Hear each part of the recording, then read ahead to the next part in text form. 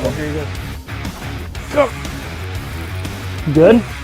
That's a big fish. Full hand on tail. Yeah, looks sick. Good deal. Look how broad that thing is. I wonder if that was one that followed me in. Beautiful. Oh my. That's a big That's a fish. big fish, dude. Limp. This would have been waiting for all day. That's over 6. Felt that bite. Damn, I think low and slow is the way to go, eh, baby? First big of the year on. The thing I'm about to tie on. Get him, get him. Oh my god! Oh my god! Calm down. Come here, come here, come here, come here, come here, come here. Yeah, dude! Dude. Pound 11 ounces.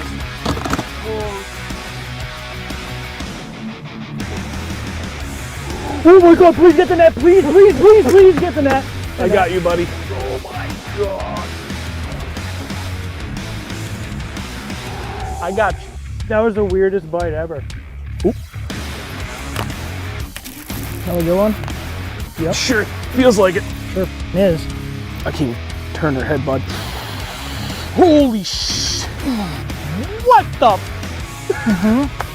Is that another 6? Could be.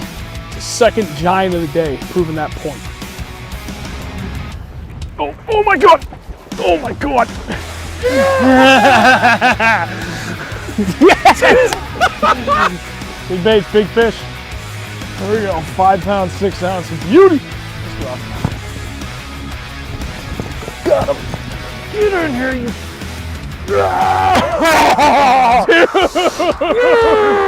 There's another 6. You! That's a big fish. 6'10". Woo-hoo-hoo. Little fatty. Oh my god. If I can land this fish. Holy shit! 5.06. Sick. Oh my god!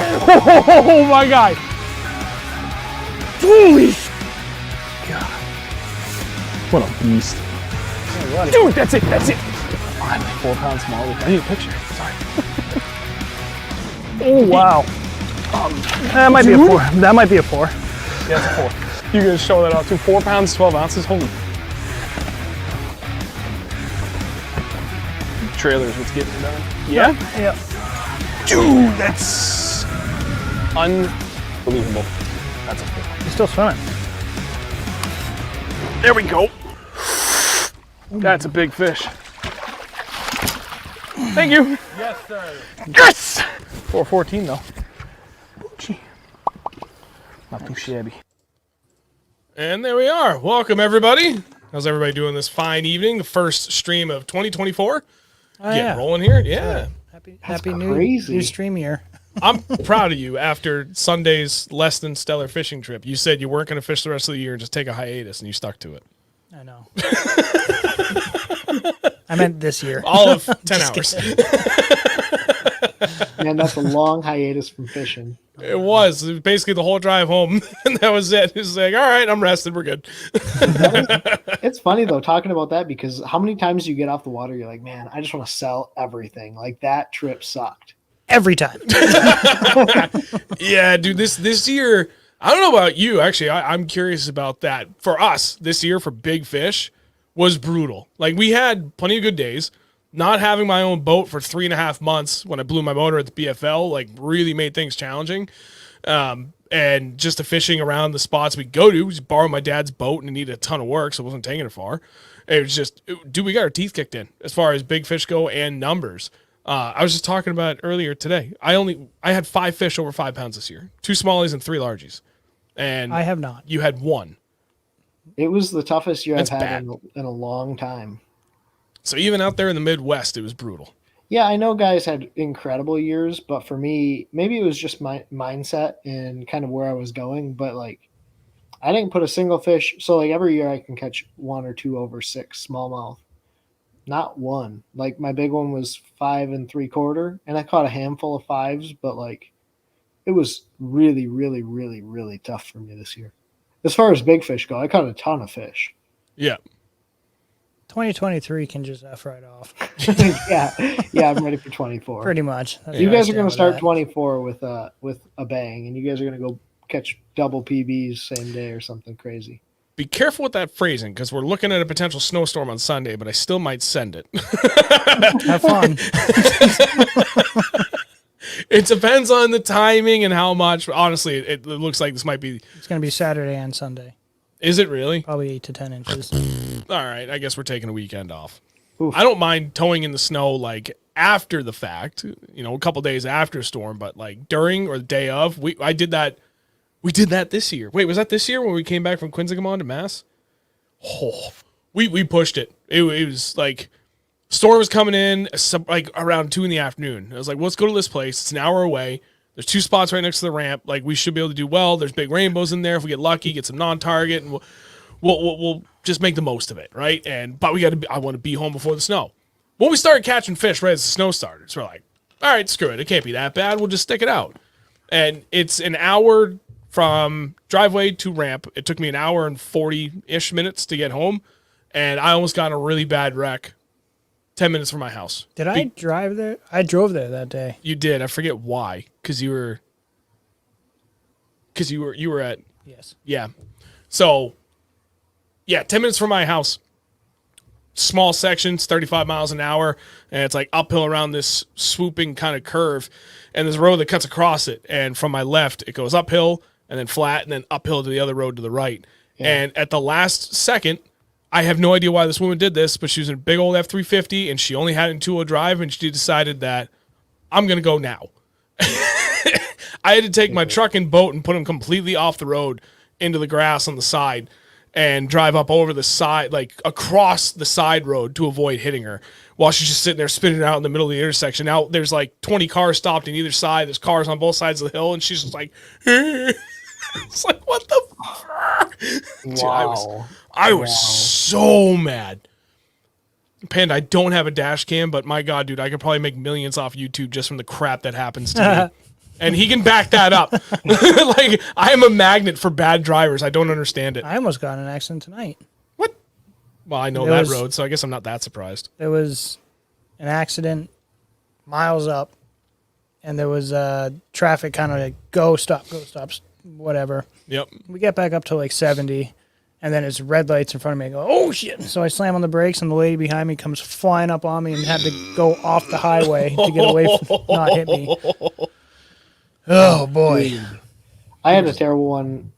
Kind of, it was the same deal, right? We went out. There was no snow in the morning. On our way back, like, it just started snowing out of nowhere. It wasn't even in the forecast. And we got about 1.5 inches. And I'm like, well, okay, we're just going to drive real careful.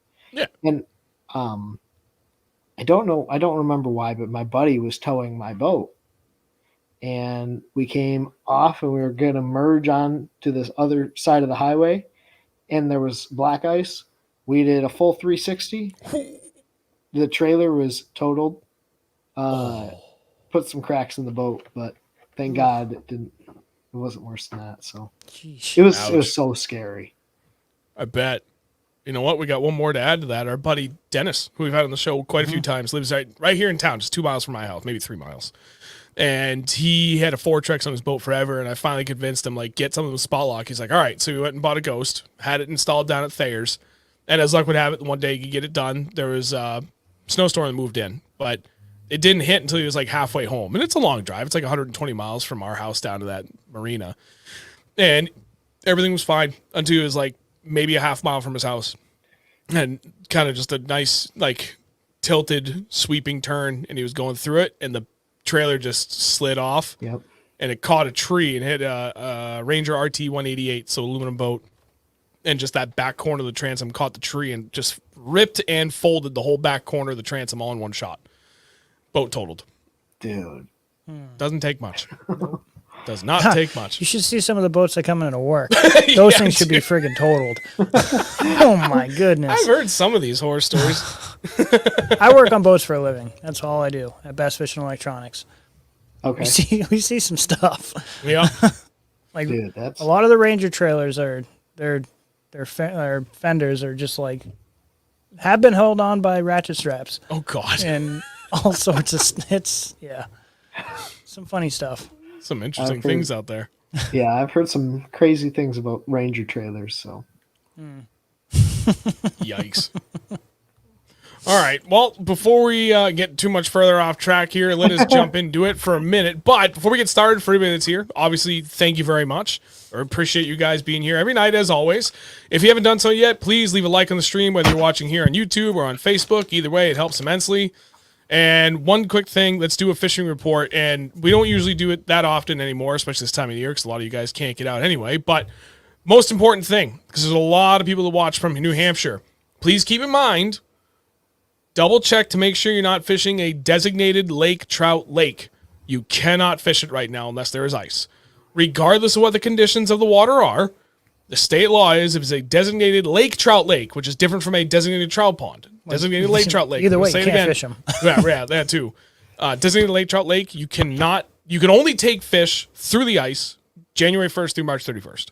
So anybody thinking about going up to the lakes region in New Hampshire to get out there, do not do that. Because every single one of those lakes is a designated lake trout lake, and you will get fishing game will have a very, very quick conversation with you, and it will not be pretty.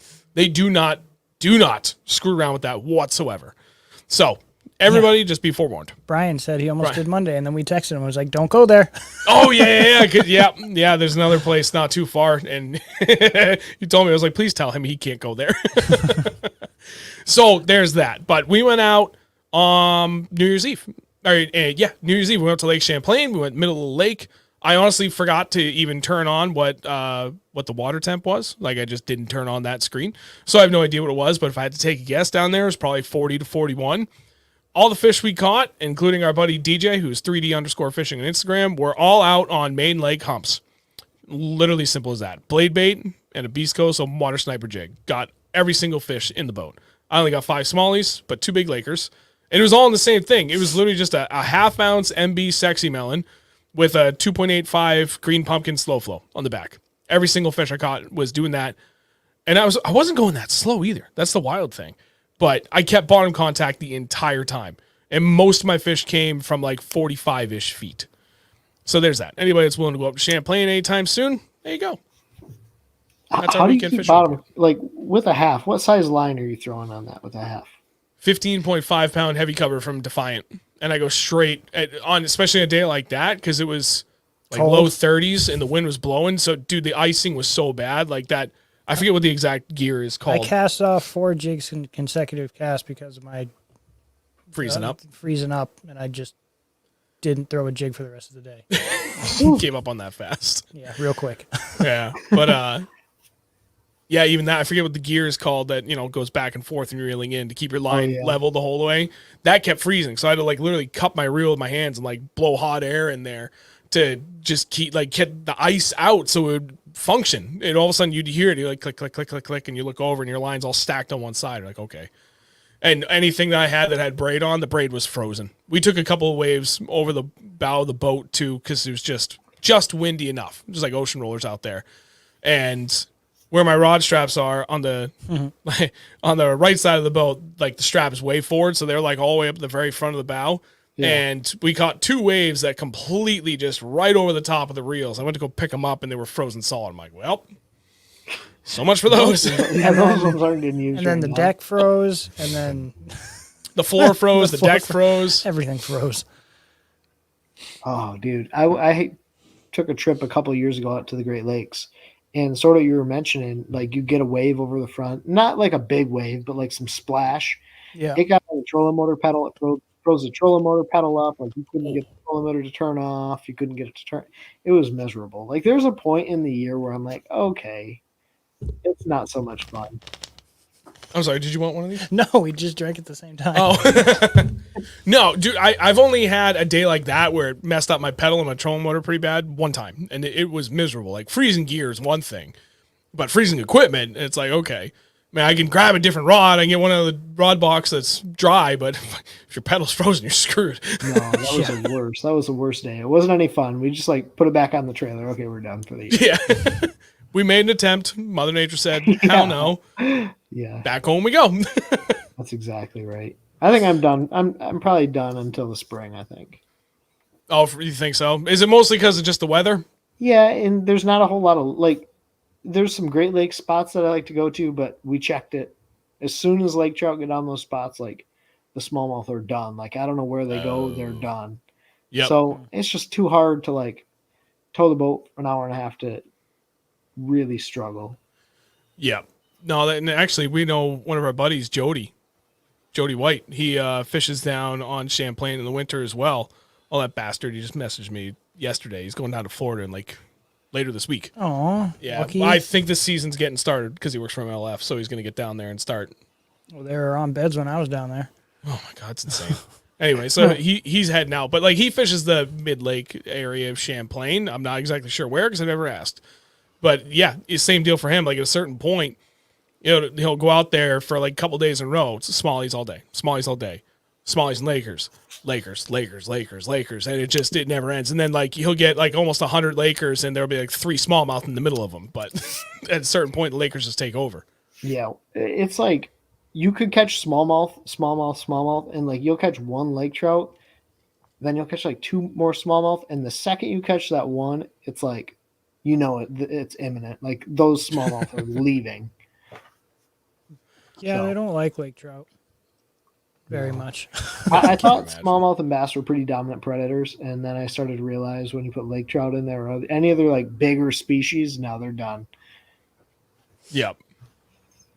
Man. So you guys have any more? You said you're gonna try to head out Sunday. Are you gonna fish until the bitter end, or are you gonna call? There is at no any point.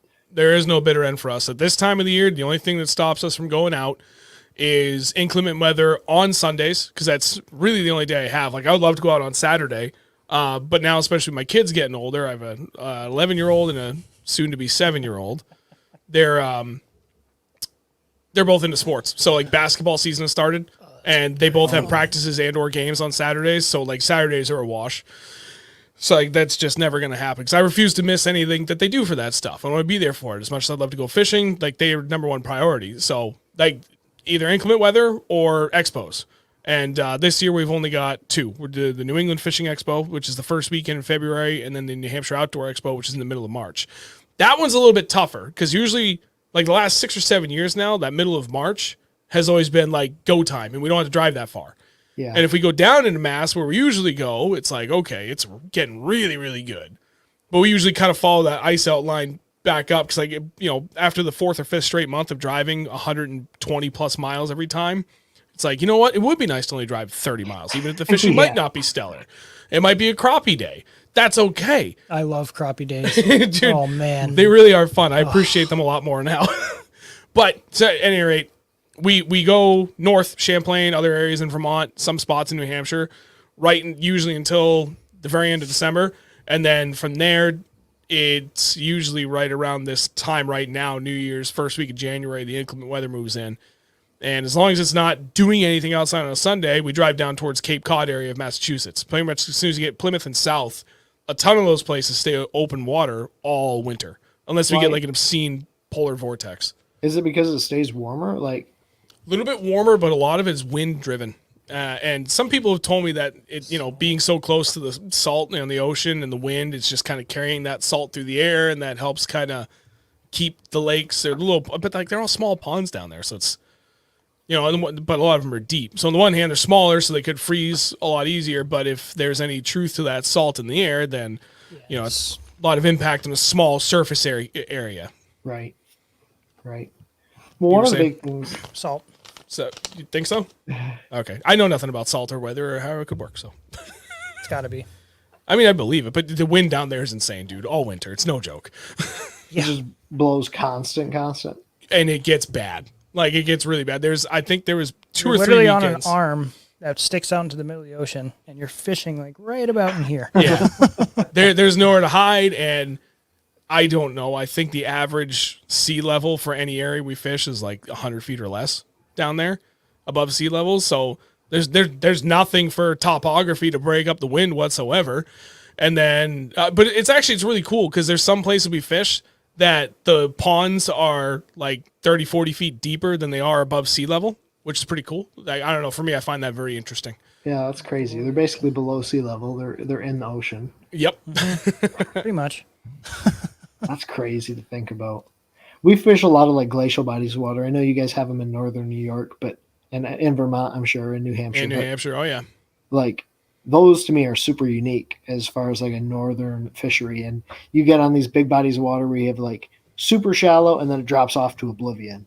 Yeah. So for me, those are like some of my favorite places to fish. Just Like super the unique. just fishery. shelves that just go down Oh to yeah, crazy. Yeah. I yeah. love the fish in those places. We don't really have too many of them in New Hampshire. It's a lot of granite. It's not like Oh really? ledge. So it's like, yeah, there's a lot of big boulders, like huge boulders, like the size of houses in some lakes. It's pretty cool. Yeah. That's No, it's crazy. insane. Oh, a house-sized boulder. That Yeah. at that one lake. The house boulder. It's the size of your house. Yeah, I know, but what? I don't remember where the hell this is. Found. Oh, yeah. Okay. Well, we haven't fished there that like a lot recently. No, so, but like, that's kind of a staple of going there. no, yeah, you're right. Yeah, he's not kidding. It's stupid. It's like this just prolonged submerged point that comes out in the middle of one of these bigger lakes, and it's like 60 or 70 feet deep on either side. But at the peak of that arm, it's like 20-ish, anywhere between 20 and 30. It varies. And then there's literally like a house-sized boulder right on the end of it. That sits It's about weird. 3 feet below the surface. Yeah, it's literally just deep enough that they don't have to put anything on it to mark it, because at full pool you can run over all day long and there's no issues. But when you That's come up to it, you're like, crazy. I would be terrified to run over the top of that. Right? At like 70, you're like, oh, That's crazy. We don't have anything like that. Oh, dude, we are the granite state for a reason, dude. That stuff is everywhere. There's one lake that's marked pretty well. I'll just say it, Squam. Yeah, Squam Lake is marked fairly well, but there's still spots in there that I wouldn't even, if I was new to fishing and that lake is new to me, I wouldn't even go out there. dude, I tell that literally to a bunch of people every time they ask, guys that get their bass boat for the first time. And they do the same thing that I went through when I got my dad and I got our first bass boat. It's like, oh, hell yeah, I can go to the big lakes in New Hampshire, because there's only like 10 of them that are like truly big. And then the vast majority of everything else is like small stuff. It's like 200 acres or less. So it's like, oh my God, I got a big boat. I'm going to the big lakes. Everyone's like, dude, I want to go to Squam. Like everybody says Squam, smallmouth fishing is great. I tell them the same thing. Go slow, bring your map, and read it as much as you can. Memorize as much as you can before you go. Because the first few times, actually probably the first 20 times I went there, I didn't even have a graph. So I didn't have mapping or anything. So we bought one of those Bizer printout maps.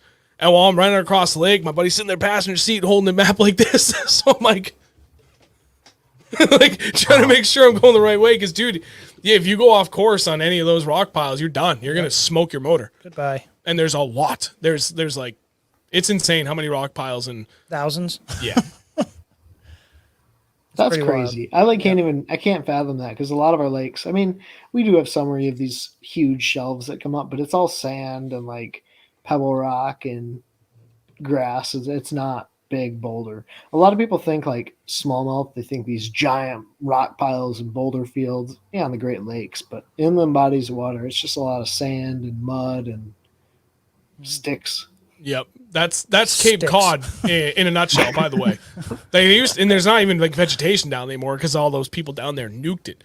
So there's just these giant sand bowls. It's nuts. You go down there, it's like, what do you even fish?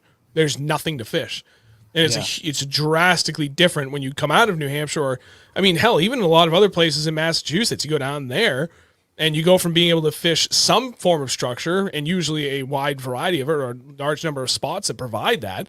Then we go down there, and you're literally just in a 300-acre sand bowl. And it's like, what do you even do? There's no defined points. Start throwing the depths 250. Figure it out. Giant glides, hope for the best. It's funny though. So this is actually a pretty cool point, right? Is these bodies of water that are pretty featureless. So I actually went to one in a video I just posted. It's a very featureless lake, but there are still, like, if you can figure out the body of water, you can find the sweet spots and like you can have success. I think that's one of the cool parts about going to these lakes that other people consider very challenging, is like there's still, even though it's featureless, like sweet spots where fish will hold. Yeah. It's That's really, like- really interesting. Kind of drives us. So like when people say, "Oh, that's tough," and I'm like, "Okay, let's go there and Yeah. give it a try." And if we Yeah. do shit, we do shit. If we do good, then we do good. Right. It's like, cool, we figured something out. It's a lot more Well- satisfying too when we do well down there because it's like everybody says it's shit, and then if we don't do well, it's like okay, well that's what everybody told us was going to happen. Yeah, they told us it's going to be shit, and it is shit. Hey, you know what? You boys are right. This place sucks. Pave it. Oh, dude, that's funny. That's exactly how it is here, though. Like hearing you guys describe these lakes, I fish a lot of smaller bodies of water. Obviously, I fish the Great Lakes, but like around me anymore, we had a couple big lakes kind of get washed out by a flood. It's like 500 to 1,000 acre lakes. Like they're just nice, manageable size lakes, and so you can kind of lake hop and bounce. So I love it. That's really where my passion lies. Is like the biggest bodies of water and these small bodies of water. Yep.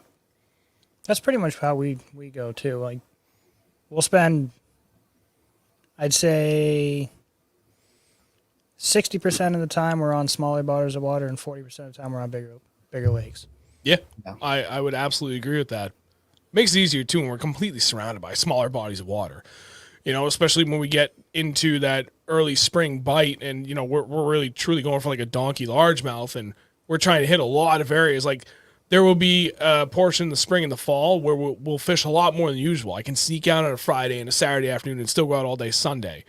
And there's, oh my God, what do we figure? Within a 45-minute drive of our house, we've got, 40 different ponds we can fish? At least. Something and stupid they're like all that? different too. That's the thing. Like Yeah. some of them will be like smaller glacial ponds. Some will be like choked out swamps that you can still get a bass boat in. Some of them are just kind of like your run of the mill pond with like a little bit of structure. It's pretty cool. We're pretty fortunate up here to have that many different like varieties of ponds that we can just go fish. And we still have some big lakes. Yeah. And actually, I'm curious to hear this from you, Ben, too. I'll answer for us first. So Derek's in here, and I was giving him shit about being an old man because he said the stream started too late. So he's chilling on his couch with his slippers and his bathrobe. And his bottle of water. So how are the launches in all those places? Honestly, for a lot of the places we go for the smaller bodies of water, they're terrible. And now that I've got the Nitro, it's a hell of a lot bigger and heavier than my Skeeter. And I don't have like off-road tires like I used to. Not that I ever had anything aggressive. I had like, the BF Goodrich all-terrains, and I had the Toyo Open Country ATs, the last set of tires I had on my last trucks, so they're like aggressive kind of, but like nothing crazy. It's not like They work. they work great. Yeah. I can't go to those. Like I won't even risk going to some of these places now because I've just got like highway tires on my truck. And now my boat being freaking like 1,000 pounds heavier than the last one, it's like, I'm probably not going to get back out. And that's like the standard. I know one pond we can't get into anymore. No, but so my Tundra, I have a 2022 Tundra. It's got 19,000 miles on it, and the dealer has rotated my tires for me. They're bald. It's gonna fail inspection this month. So I'm just gonna tell them credit me instead of warrantying them, and I'm gonna put the Toyos back on, and then we can go back to that pond. But that's a lot of our places in a nutshell. We'll be fine. There's Okay, cell your service truck, out your there. We boat. got a tow strap. We'll be good. I'm along What's for the the worst ride. that's gonna happen? We're gonna go to leave on a nice day, and we can't get back out. Well, put the boat back in. We'll wait for a record to come. Yeah. Oh no, we got to fish for a few more hours. Oh crap! We can't call So anyone because we AAA don't have any shows up. service. Oh Shucks. So they're gonna be here all night. Chrissy's gonna try and get. What happened? Well, we couldn't get the boat out. We got what lost. do? I don't know. You've lived here for how long? I don't know. I had one pond I dumped my boat into, and we basically started like, you have to sort of get the boat at the right angle so the back tires don't fall off the end of the boat ramp. But then you can't go into the sand. Yep. Because if you go into the sand, you're really screwed. Well, my buddy Alex Rudd, you guys know Alex, but Alex is backing the truck down for me. I'm like, dude, you got to go left. You got to go left. And he went a little bit too far to the right. And I just felt it hit the sand. And I'm like, oh, dude, we're screwed. Like, we're major screwed. And there's no one out here. Well, by the graces of God, like some guy came in with his truck and was able to pull us out. But some of our ramps are terrible. But what's really unique is a lot of our ramps, so I don't know if this is the same way by you guys, but these small ponds, these small lakes even have houses like lining the bodies of water. All of them. All yeah. of these lakes have just houses everywhere. So the ramps are typically pretty good. Like we'll have like toilets at all of the ramps, pretty decent boat ramps. Like they're all pretty good with the exception of like one or two. So you know when the pavement stops and goes to like a class 6 road, Yeah. that class 6 road is usually our ramps. Yeah, no, that's pretty accurate. I have literally, so there's a tiny pond that I caught my PB largemouth out of. It's 30-acre little pond. I have gone down there with cinder blocks, broken them up because it goes pavement and then it's about a foot and then it goes to dirt and then the water. So I broke up a bunch of cinder blocks and like put them down there and had some other like tile from a job site and just like threw all this stuff at the launch and then I could finally launch my boat in there. That's crazy, dude. Yeah. The things we do to chase the fish, though. Yeah. Okay. Have you guys ever put pieces of fish structure in your bodies of water? Like, No. especially on the featureless lakes? Not yet. Not yet. And you know what? That was one of the questions we forgot to. Oh no, we did ask. We him. did ask We had a him. fishing game. A fisheries biologist with our state New Hampshire fishing game department was on the show a couple weeks ago, and we asked him about that because I know probably about 6 years ago the state finally started doing their own study about the benefits of placing artificial structure. It is still illegal, and they've made it very, very abundantly clear that it is illegal to put anything artificial in the lake. Mm-hmm. There are other states in the region that encourage it. Like Connecticut, it's allowed and it's encouraged because they have a lot of featureless lakes down there. I think Mass, it's illegal, but my God, would those places benefit from it. Like I know guys that in years past on some specific bodies of water, I'm being very vague for a reason because I don't want to give up this guy's juice. The rare times that those places did freeze over and they got a couple of inches, they either went and found felled trees near the bank or they cut some trees down, dragged them out in the ice, and then let them sink. I may have done that. They're already dead. They're already on the ground. They're half on the ice. It's okay. I just moved them a little. We have some bodies of water that someone must have put some structure down in, and it's awesome. It's great. I've seen it work wonders to bodies of water. No, I bet. Especially those lakes that literally have like nothing in them except for like one little spot that's good. Yeah. It has like one the hard love. spot that's good, and then you can like create another hard spot that's good. Right. It'd be We have a sick. lot of like man-made poles and fish cribs and like man-made pieces of structure put in our bodies of water though, which are really weird. Like when I say pole, I did a recent YouTube short where you can see like it's a PVC pipe, probably, I don't know, like a 12-inch diameter PVC style pipe, and it's 15 foot tall. Jeez. And it's great when you have forward facing. Like it makes it a lot easier to see these poles, and you can find fish suspended around them. But yeah, I mean that's in a lot of our glacial bodies of water. They'll drop them like on the hot spots of the lake, and it makes it a lot better. Just see a boat going out with a 30-foot piece of pipe. I mean that's what I've never seen it, but that's what it has to be. Like they're giant poles in these lakes. That's a good idea. I mean, it's not going to hurt anything. No, they stand up straight or slightly straight.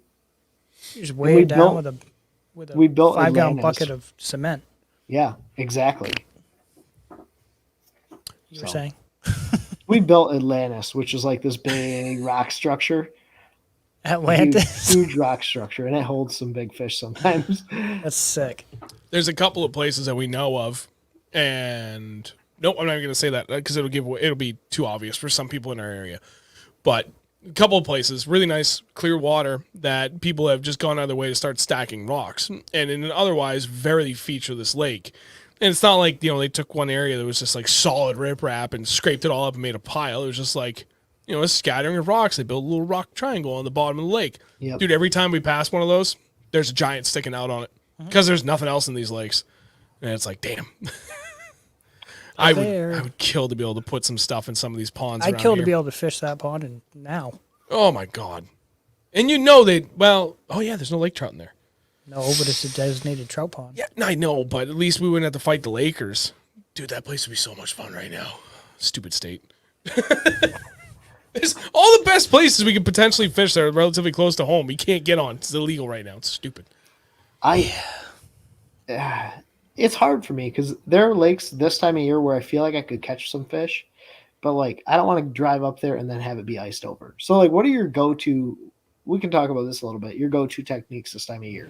We talked a little bit offline, but You want techniques strictly for fishing or techniques for like not wasting your time driving around somewhere? no. Well, both. All right, I'm gonna show you all something. Hang on. We've showed this, a year and a half ago? Let's present and share screen. I have one as well. Entire screen. That one? No, next No, one. this one. Share. Yeah. Yep. Yeah. Yeah. You've used this, haven't you? Yeah. I love Modus. I live on Modus. This is how, before we started driving down to the Cape, how we would get around. Hey, you can actually kind of see today. That you can, actually. Yeah. So Modus, and the thing is, I always tell everybody, put it on false color, because it makes ice and snow show up like electric blue. Oh. Uh-huh. Hugely helpful for being able to really discern if a place is iced out or not. But this is, I mean, we have like next to nothing. But you can see where there's some snow over here. All electric blue. That is 100% snow. But we come up. Where the hell am I? Oh my God. Am I in New Jersey? Yep. Yep. Looks like it. Way too far south. Hang on. Let's slide over. Yeah, dude. Like literally everything in Massachusetts. If it's you see water, it's black. That's open water. Get up here, Winnipesaukee. That's still open. And after that, we start losing everything. But that's my number one go-to tool, man. When it comes to winter fishing, I want to find a spot to fish. I live and die by that. Yep. It's the only way I can I find love places Modus as well. It's so good. Oh, Derek, enjoy, friend. Have a Bye, great Derek. night. Have a good night. Okay, but so for wait, you're the guest. You go first. What's your go-to technique for winter smallies? I throw a blade. I throw a blade a lot. Okay, what But brand? I make them. So someone asked this question earlier, like, what do molds do you pour? I pour a lot of blades. Send some my way. What's funny is a lot of people try to go out and like get different vibrations, and I literally I had this idea that I wanted to make this cool video talking about different blade baits and compare them all. Yep. Until I realized it would get 0 views, so I just didn't do it. But I have all these blades in my garage. I still just throw the homemade ones, and they're just the basic blade bait that you see Paul Mueller talk about. Like there's nothing fancy. I think the biggest key to blade bait is figuring out the cadence that they want that bait fished. 100%. Absolutely 100%. Then from there, I mean, dude, you could literally just throw a 1/2 ounce blade in gold or silver. Yep. That's all you need. Yep. And you're right. The rest of it comes down to cadence. I think that would cover 95% of the time of the year where a blade bait would excel. Yes. Yeah. Almost. Yeah. So I love a blade, but sometimes we get like the scummy bottom, especially on our inland bodies of water. Rock snot. So yeah, exactly. And that makes it really hard this time of year. Like I'll throw a small swim bait and like creep like as close to the bottom as I can get it. So I'll throw like a slow flow on I really like the Nishine head right now. It's got a really, really long nose on it, so it stays down really easy, almost like a crankbait. Ooh. It doesn't have a lot of lift on it. So especially when I'm just trying to crawl that bait, it stays down really well. Yep. And then I throw OW sniper. I throw that so much all year. Dude, All year. It just excels. Like it's that one and the Hustler when that first dropped. But right, I mean literally the Hustler the entire time it existed until the Sniper dropped. All year long, largemouth, smallmouth, stained water, clear water, didn't matter. Like that thing just killed it all the time. Catches so many fish, yeah. Yep. But Yeah, then he my came buddy- out with Sniper, and I was like, ooh, football jig, that's even better. My buddy Keo is the one that showed me the smelt head, the Nishine smelt head. He's over in the comment section. But the key with the smelt head, and I've not played with it on a OW sniper yet, but is the clip. So like especially with you guys fishing rock bottoms, Oh, you can okay. grind the rock and like dig the nose of that bait into the rock. So not only does that clip actually give the bait more action, but it protects the knot. You will go from like, I learned the hard way. I broke off on like my second fish I caught, and then I hardly ever retied and didn't break off the rest of the day. And I caught so many fish on that bait. No kidding. Yeah, like How a many little fish clip. did we Like, catch on? that day up on Champlain? On the 102. on the open water Oh, sniper? those 2 different days. Well, there's the 102 fish day. That was 102 fish on the sniper. But then there was this year, I think we caught like 70. Between the two, between 70 and 80 between the two of us, and we one jig. Both of us went one jig. One single jig. So you know how they have like that green coating? I guess I don't know if it's powder coat or whatever. Yeah. They were just like raw after. There was no paint, no nothing on them at all. Dragging that shale ledge all day and all the zebra mussels, and every like 2 or 3 fish we were retying it. Especially anytime we got near the zebra mussels, check our line. Yep, okay, got to retie it. But we literally both made one jig last all day for the both of us, and both of them came back, and I swear to God, there was a flat spot on the back of that head. It was amazing. That's how it is up here too. Like I live and die by that thing. I had one that lasted me from like the spring, pretty much through my summer, and then I don't know why I did this, but I saw it lay down, and I'm like, man, it looks like there's a fish there. And I could have just bent over and grabbed a different jig, but I flipped that sniper in there and immediate. Just hung it. I'm like, no, dude, you're so dumb. I do it all the time. You're not the But only one. we don't have rocks, so you'll just get like teeth marks all over that paint. Yep. It's No, great. dude, yeah, we catches so many fish. It's funny. But remember we went out with TJ to the place I caught my PB Smalley? Yeah. And we were just going along, and TJ was doing something, so I took over the trolling motor for a minute. And I'm staring at his live scope, and all of a sudden I'm like, oh, dude, there's a really cool tree right below me. And I had my sniper in my hand. I was just like, I just opened the frame. I just clicked it and let it fall down. And it got in the tree. It was like, I think almost 20 feet deep. All of a sudden I felt thunk. I was like, oh, no shit. Set the hook. And it was a rainbow trout, like that big. Dude, that's The dumbest thing. I was like, come on. Why can't I ever catch the trout? I swear to God, dude.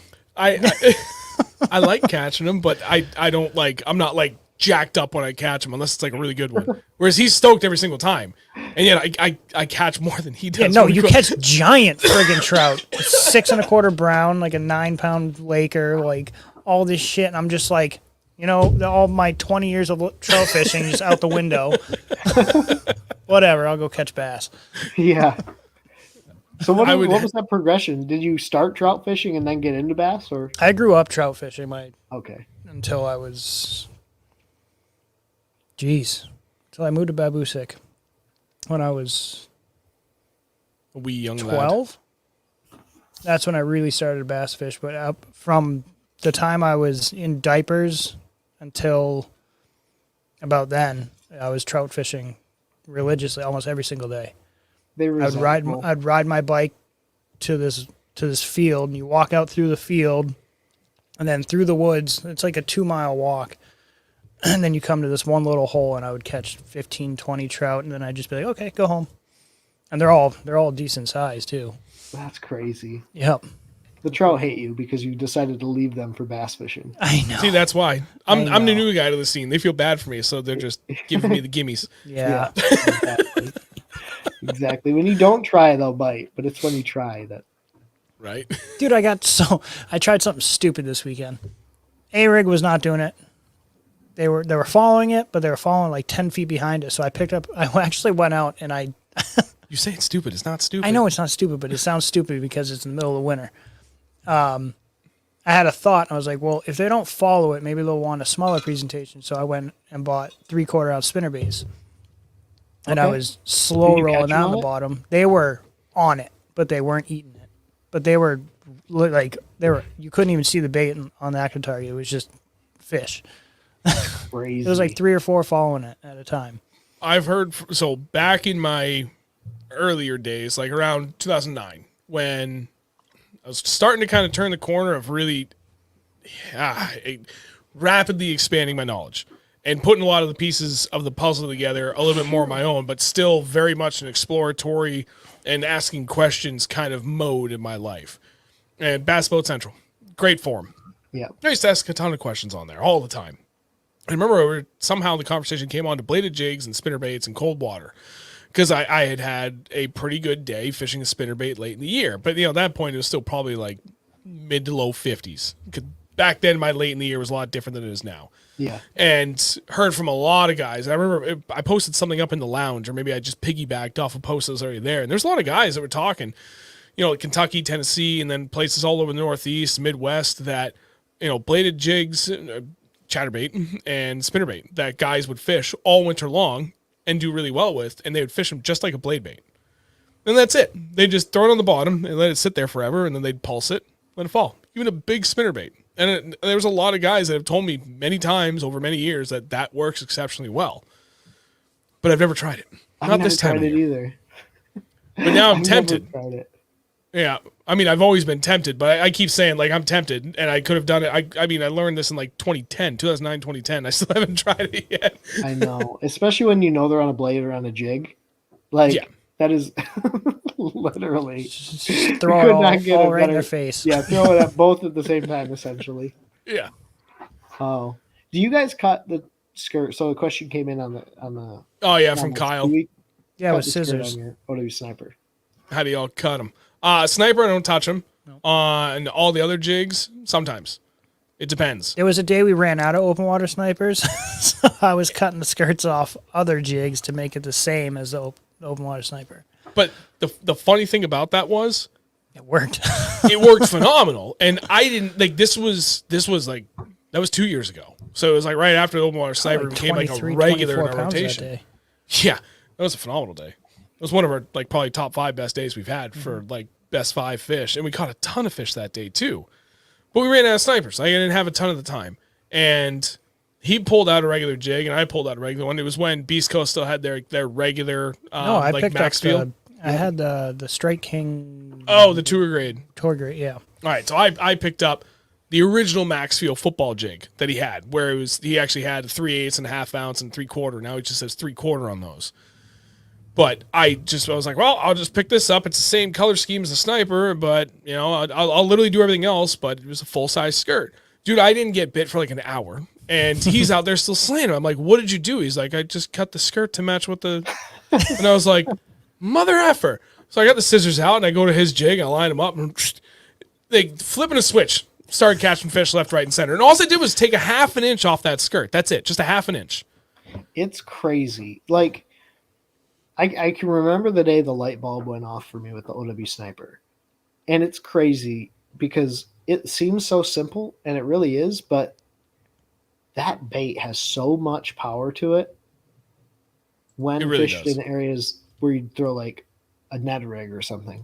Right. Like I really call it like a Ned rig killer, which they're totally different techniques, right? Like a light Ned rig, an 1/8 ounce, and then you throw a 1/2 ounce OW sniper in the same exact area on a pretty similar setup. Like it's wild, the drawing power of that bait and how many bites you get that you don't get on other techniques. Yep. I think another big part of it too, and I know, not having the brush guard. And there's been days where like we've been doing really well in the sniper, and I'm like, okay, well now I got to try some things. And especially after the baby dozer dropped. And like what really drove it was we were getting low on the stealth craw on the sniper. And we were crushing them. But I just got a bunch of the baby dozers in that. So I was like, okay, you know what? I'm curious. So I pulled the baby dozer, throw it for a little bit, nothing. Couldn't get bit. But he's still waxing them on the sniper. So I'm like, okay, well, let me pop the brush guard out. And it was like flipping a switch. And I think it's that combination, the shorter skirt, a lot of cases the MB version with the lower strand count, and not having that just obstructive stand in your face brush guard right in their face, just lacking all of those things, much more subtle presentation. Like it just kills it. Doesn't matter where we go. That jig just kills it. Have you guys played with the Marabou version or the the mix? Yeah, the hybrid. Mm-hmm. Yeah. Moderate success. Not as much as I thought we would have. I thought I'll I throw was a lot going right to now, crush but on it. Like I thought that was going to be the deal. Yeah. And it's been like, okay, I've caught some, but I'm like, man, I could catch a similar amount with just probably a regular sniper. I've been tying my own marabou hair jigs. And doing well with them too. Yeah, moderate success. How many times have you thrown them since you started? You've had pretty good success. Okay. Don't be humble. Like dragging a hair? Well, I got... You've actually been doing everything. I have 3/30 seconds, 1/8 ounce, quarter, 3/8, and I think I tied in a half somewhere. But Been tying all sorts of them. There's fun to tie, so I've just been tying a whole bunch of them. but you've done well fishing them all 3 ways. Just straight swimming it, demikiing it, throwing it on the bottom. Caught a striper with it, with my ice rod. Day after Christmas. Oh my god. Demikied a striper on my ice fishing trout rod. No. I was editing that video last night. I got to that point, and that was the funniest thing. Watch your rod just go boom, and then you set it, but the rod tip's still down here. Yeah, like, but it also went because I had just bought the reel and I didn't do anything with the drag, and I was like, shit. Did you land it? oh yeah, Oh yeah, Oh, that's crazy. it was the best hair jig I've ever tied too. It was like That the thing was most sexy. perfect one. So but that hybrid version of the sniper, I think on the 22 strand work a lot better. Like I have almost nothing for 22 strand hybrids. I have a ton of like the regular 44 strands, and it's too much. Like I feel like there's just a little too much skirt for the hair. So the first few times I fished it, I just left it as is. But the last few times I fished it, I actually ended up like basically yanking out like 10 strands just to thin it up a little bit, and it helped kind of. I don't know. I felt like it was a better balance with it like that. I think if you threw any one of the MB versions with that same amount of marabou on there, like I think that would be the deal, especially right now. Like a hustler. Yeah, exactly. That one works too. The Hustler's so it good does. still. That one's made us money. Any a time. I'll give up a little juice. I might have only talked about this one time. We got on a bite where a hair jig was like, we take a 3/32 south hair jig and we'll just soak it. But the biggest key was like fishing it on pretty clear bodies of water and just cast that bait out as far as you could and just open your bail and let it sink and just wait and wait and wait. And then eventually close your bail and you don't move it. You just like hold it still. You just Dude. wait. It's miserable. It is not a fun way to fish, but on days where they won't bite anything, that is the deal. This time of It's year, probably this still time of year. falling by the time you're getting anxious. It's still falling. Yeah. So like Derek's coming out with, this isn't a secret. Derek's coming out with that hair Yeah. jig. I'm very excited. I can't explain how excited. Not just for the spring, although that is like one of my favorite techniques. But like that 3/16 and 3/32 for the wintertime is going to be so good. So my first time ever throwing a hair jig, we were up on Champlain. We were out of Plattsburgh. And we went over to Dick's Sporting Goods or whatever it was. And I bought a bunch of, I think they were the VMC. Yeah, that's what they were. Yeah, the VMC VMC hair hair. jigs. And Yep. they're like $8 a piece, by the way. Because they were tungsten. Yeah. Yeah, because of tungsten. And I bought all of them. And I was killing it. Caught my first fish on it was a 4.5 or it was like a 4.6 something smallie, and I was like, okay, this is pretty sick. Yeah. And I just kept going and going and going. And caught a 4.1 largie on it, and like, okay. So at the end of the week, I left there, drove, what was it, 4.5 hours? Yeah. 4.5 hours home. Well, 4.5 hours for you. 4.5 hours, and I drove You went- straight to the tackle, straight to a fly fishing shop. Spent $250 on Yeah. everything I need to start tying my own hair jigs. Go home, tied like 15 of them. I'm like, okay, this is cool. So now, like, when it's time to start throwing hair jigs again, now I'm ready. I'm excited. Tying hair is so much. It's like peaceful. It's like relaxing. And Mhm. for me, it's also about like getting the right action on a hair jig. Like if you get a good hair jig and you can just feel it in the water, you can like see the tail start to do that thing on the back end of the hair. Yeah, it's just There's like, a lot of bad hair jigs on the market. And I don't like to like bash on any brands, but there's a lot of bad hair jigs. And when you can make your own that just has that right swim, oh dude, there is nothing better. See, I actually made one for the stripers that day, but I forgot it was white and chartreuse. Oh. I forgot it.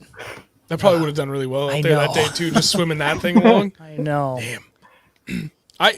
I want to fish hair jigs more, and I'm going to now that Beast Coast is going to bring one out, but I just, like, I never got into ordering anything from somebody that makes them on the side that, like, did a really good job. I tried some from, Yeah. like, kind of some smaller tackle companies in the area, and some of the mass-produced stuff. I just never really cared for any of the ones that I got, so I never really picked it up, which is odd because I'm a live by the jig and die by the jig kind of angler.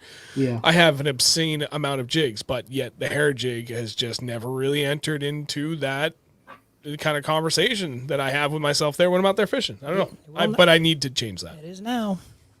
Yeah, well, it will be. Yeah, How I'm often? really excited. How often do you throw plastics with your hair jig? Because we have one of All our the buddies time. that like lives and dies by a hair jig up here all winter, and for the most part he just fishes it naked. But if he needs to just add a little bit of weight to it, or he thinks it might make a little difference, he'll just take a little chunk of a Accent flat nose minnow and throw it on there. Yeah, for me, it's not even about like the presentation as much as it is about just having a little bit extra weight, which is really weird. And I also think it helps it level that bait out in the water. So like, especially when you're swimming a hair jig, I like to have a little piece of worm on the back, typically like the top 1/4 inch or 1/2 inch of a Accent hit worm, just to Okay. help level that out. Like, because if you don't, it'll want to ride nose up. It sort of like wants to swim a little bit funny. Interesting. All right. What are you freaking out about over here? I don't know. I have an idea of what I just bing, light bulb went off, and I have a great idea. All right. Keep it to yourself. I'm going to. Mike Bradley just said the little gulp minnow works well. Interesting. Yeah, I gotta get some, and then I'll just play around with it, and then I don't think I'll have a problem adding that to the rotation. Are you guys big scent guys? And I wouldn't say big. We use it a fair amount, but it's not like something that I rely Because on. the baits have it already, Yeah. Yeah, and Beast Coast stinks to high hell as it is. Mm-hmm. Don't leave any Beast Coast soft plastics in your truck Fritos windows and cat up in the piss. middle of the summer. They smell You like will. Fritos and cat piss. Yeah, you will regret it. Dude, even Tell in me the I'm winter, wrong. Go grab a. They're terrible. They smell horrible. you get your money's worth out of everything he makes, dude, because the scent. Oh God, I can't. What are you gonna make the room stink? They Fritos don't cat smell piss. good. No, they don't. But like, I love throwing them on there. But yeah, the scent on them is so potent. It's a good thing. Like, it sounds like it's a bad thing to anybody that maybe not big on scent. But oh my God, it's a good thing. But holy hell, that is a scent. It's not good. I'm still very torn on scent. Like, I think it could be good. I've seen where it makes a difference, but I've also seen where it makes zero difference. Right. If they're on a bite, they're going to be on that bite. I don't think it matters what it smells like. No, As long as you got the presentation and the cadence right, they're going to eat. you know where I use scent without fail? Literally 100% of the time I throw this, it's tubes, just so I can get the damn jig head inside of them. Yeah. I'll put a big old squirt right in the hole, and that jig head slides in just perfect. Nice. Shut up. It's a kid's show. It's a family show. You were saying shit like 50 times. I thought the same thing. Oh, jeez. Just try that next time. Yeah, you catch them. Catch something. Wildly inappropriate. But yeah, no, I mean, there hasn't been really a consistent pattern to anything I used for scents where I'm like, wow, that really made a difference. And I would say the few times where it's like, okay, it did make a difference. It's only been a handful of times, but it has been in colder water. So I will give it that. In the summer, I don't think it matters. Garlic KY. Oh my God, Kyle, come on. Let me just put some Procure on here. Oh my God, dude. Demonetize in 3, 2, 1. That's all right. It only makes like $100 a month anyway. Oh, I don't upload enough videos on a regular basis. that's funny. It's all PG. You're right. PJ, yeah, close enough. Everything's PG. So the parents aren't there. Yeah. What the hell is it? Oh, you know what? It's funny. So you had asked us, and I put the question back on you. What our go-to favorite things are for cold water smallmouth this time of the year? You know what? We've never shared it. Okay, we're not going to share it. Okay, so Beast Coast Open Water Sniper.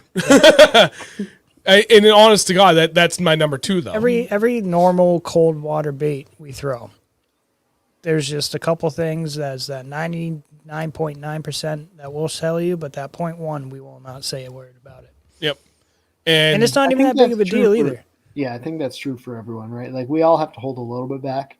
And I had this conversation with a guy that I'm fishing tournaments with this year. He's like, well, we can't show too much. And I'm like, yeah, I've never shown everything. Right. Like, there has to be the little bit of the secret. Well, yeah, especially stuff that you work really hard on either figuring out on your own, or you got a little nugget of information from somebody else that you went and like spent a lot of time to refine.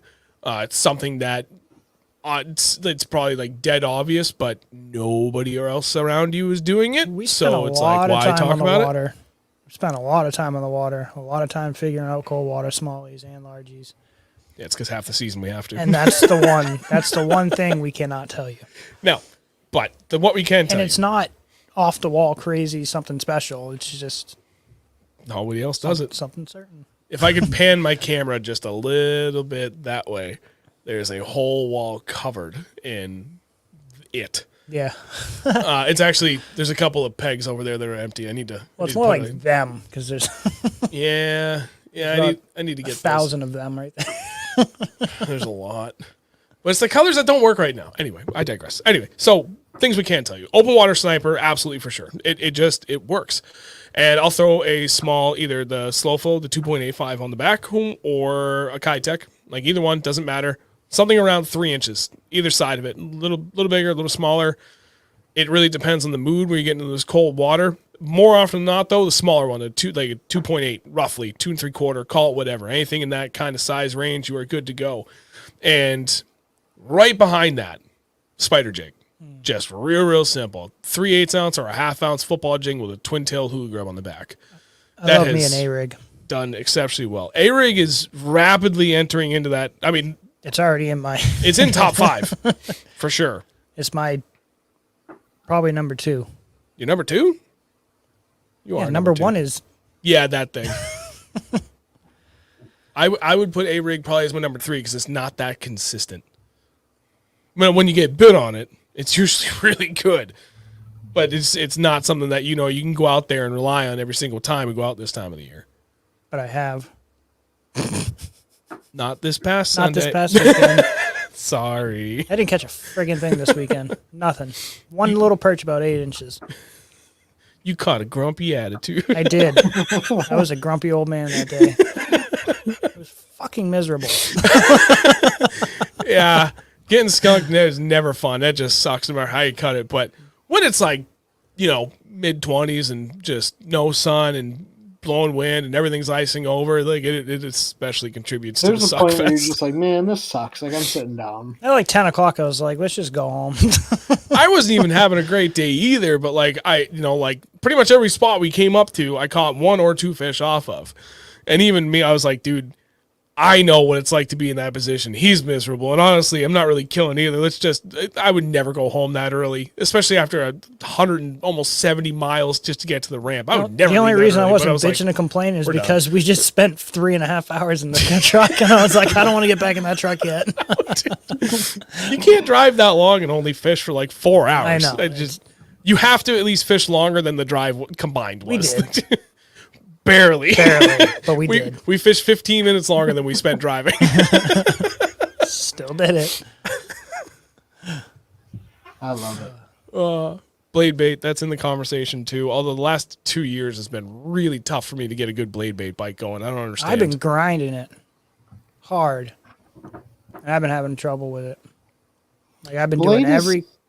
I went a couple of years where I don't think I caught a single fish on a blade, and then it was like it blew up again the past 2 or 3 years for me. Yeah, I haven't. I mean, every time we've gone out the last probably month, I've been throwing it almost nonstop. It's even taken over time with me throwing a jig. Yeah. That's how much that I've been throwing it. I just cannot get a bite on it. I mean, I have caught a few fish, but I still go out with 2 tied on every time we go. I have 1 gold, 1 silver, and that's my starting point. 1/2 ounce on both. And if I can at least kind of get an inkling that I'm heading in the right direction with one of those, then I will start to pivot from there. I've got a bunch of tail spins. I'll throw those too. But I've been struggling with it. But I'm curious if you have thrown this, and I'm so glad Kevin brought it up. This is something I read about probably like 12 years ago.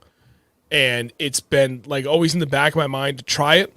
And I still haven't, but I'm like really intrigued by it. Float and fly. My only concern with that is I don't know, can you fish that like really, really deep? I haven't read into it enough. You can. I've only thrown it a couple times on Dale Hollow, and then when my buddy Caleb Bell came up here and fished with me. So for me, it's more like a bluff situation or like a target situation when you know, okay, like this is where I'm throwing this thing, and that's where most of the success is. For me, it doesn't really fit what I'm trying to do. I believe it. I have to believe it would probably crush on some of the areas, but I don't know. I've not played with it enough. I feel like that's something that's right up your alley. I don't even know what the hell it looks like. Like it looks like a bobber rig. Yeah, but with a hair jig. So that's why I honestly God think it's right up your alley. It is. It's something weird. It is. It's very weird, and it's something that I guarantee you, 99.8% of the people in the entirety of the Northeast don't do. I got to try it. Like you said, sounds fun. Like Dale, I think that's where it kind of originated in like Dale in eastern Tennessee. Yeah. But they work really well for smallies down there. My buddy Caleb just throws it's literally a crappie jig and then puts a tiny fluke on it. And that is like the deal. You can use like a gulp minnow or whatever, or you can use a hair jig. But what is it, like a bobber with like a little? It's like a big, it's like a long, like big, a steelhead bobber, a clear steelhead bobber with the orange top. Yeah. And then you just throw it out there and wait. And you can swim it along. You can swim a topwater Carolina rig. yeah, sort of, yeah. You just gotta put it in a weird perspective like that, and he's all about it. It's a jig, like a frog is a topwater jig. A jerkbait is a suspending jig. I mean, everything is a jig, right? Like a Nico rig is a jig with the weight inside of it. Right, and that rig is a teeny tiny little jig. It's a basic bitch jig. Yeah, it is. Despite the fact it works and I use it a lot, it's still a basic bitch jig. I don't use it. You don't use it until I'm like 20 fish up on you. Yeah, then I'm like, give me that freaking stupid little thing. Dude, I used to fish a Ned rig a lot, and now like I'll fish that OW sniper in the same exact place. Mm-hmm. Yep. It's so dumb. Like people probably think we're just pushing Beast Coast. It really is that. Like it's changed the way I fish that much. Yep. No, wholeheartedly agree. And same, like I remember saying that at some point earlier this year, where it's like people probably think I'm just promoting Beast Coast because we're sponsored by them, but that's not the case. Like you go back and look at all of our Instagram posts going back to when that thing was released, and probably 1 out of every 3 trips we've gone out, because I don't post that much. For like a regular picture post, like that's an actual fishing trip. There's rarely a picture post that isn't from a fishing trip. Yeah. 1 out of every 3, sniper was like it, and that's saying a lot. We don't fish a ton, so for it to make up that significant of a portion of our successful days really speaks volumes to how effective that jig is. Yeah. Damn. I'm really intrigued on that float and fly now. You're going to look it up when you get home. You can control depth. The problem that I've had is I'm not a great caster anyway when I have like a knot inside my spool. And then when you put that float, the most I can get it to go down is like maybe 15 foot, like 6 foot off the end of my line and then down and into the start of my spool. If I go any deeper than that, I suck. But I've seen guys launch that thing. Caleb is phenomenal. Caleb can launch that thing. I'm curious if I got to do it. I am curious how deep we can get it, because honestly, the more I think about this, the more I wonder, like, that could be really effective for summer smallmouth that are suspended. But like that first phase of suspending, when they've moved down to like 30, 35 feet, and instead of continuing to follow the bottom, they just shift out over open water before, as it gets hotter, it pushes them down to like that 50-foot mark. I'm curious when they're at that 30-foot mark and they're starting to bust up on smelt. That could be really effective. Huh? They'll eat that. They've eaten dumber things. Yeah, ain't that the truth? It's like on Champlain when you guys watch those pros out there and they're like those fish are racing. Dude, we have fish that get on bait that way, but the way those guys were catching them on Champlain under those alewife balls, Yep. where like they're over 50 foot of water and the alewife is 10 foot down, that is just like, oh. Dude, the sheer amount of bait out there is insane. Yeah, float and fly would be crazy. What are you trying to highlight? I'm just trying to read Oliver's. Oh, Oliver. I'll stay up. By the way, hi, Oliver. Hi, Oliver. Float and fly is annoying. Bobber won't stay up. Fish keep dragging it under in the winter. Yeah. Now I can read it. Cheeky bastard. I read that like a quick passing glance at first, and I was like, oh, that sounds dumb. And I was like, oh, wait a minute. God damn it, Oliver. I didn't mean to click that. Oh, here we go. Dan, what were your tank demo subject, Sean? Well, what will be your tank demo subject? Damn good question. Hey, for everybody that's interested, Friday, February 2nd through Sunday, February 4th in Marlborough, Mass, New England Fishing Expo. We will be there all weekend. He will be there with his employer, Bass Fishing Electronics. I will be there for myself, for us, for Reel Nothern Bass, and then also for Big Bass Dreams and Defiant Fishing. It'll be one big booth, 30-foot booth, which is going to be pretty sick. Which, by the way, Oliver and Dan, did you guys get that sorted out yet? Do I need to cut a check tonight? But yeah, it's going to be good. I don't know, Dan. I honestly don't know. Middle of winter. You know what? I'm going to go back and look at what I did at the last show. Because I know one of the topics we did was ice out fishing. I forget what the other one was I did. Nope. I think I did one. No. I thought he wrote dope. Nope. Nope. I don't know. Maybe I'll just do winter fishing, like winter smallmouth, because it'll be a good time. And at that point, there'll still be plenty of places for people to be fishing. I don't know. And if you want to know his secret bait, you have to come to the expo and maybe he'll give it up. I might. You know what's funny? I threw it during one of my tank demos at the New England Expo this year. And not a single. Really? I really did. I intentionally did it, dude. I was so cheeky. I didn't even tell you. I tried texting Dan. I tied it on and I threw it. Nobody said a word.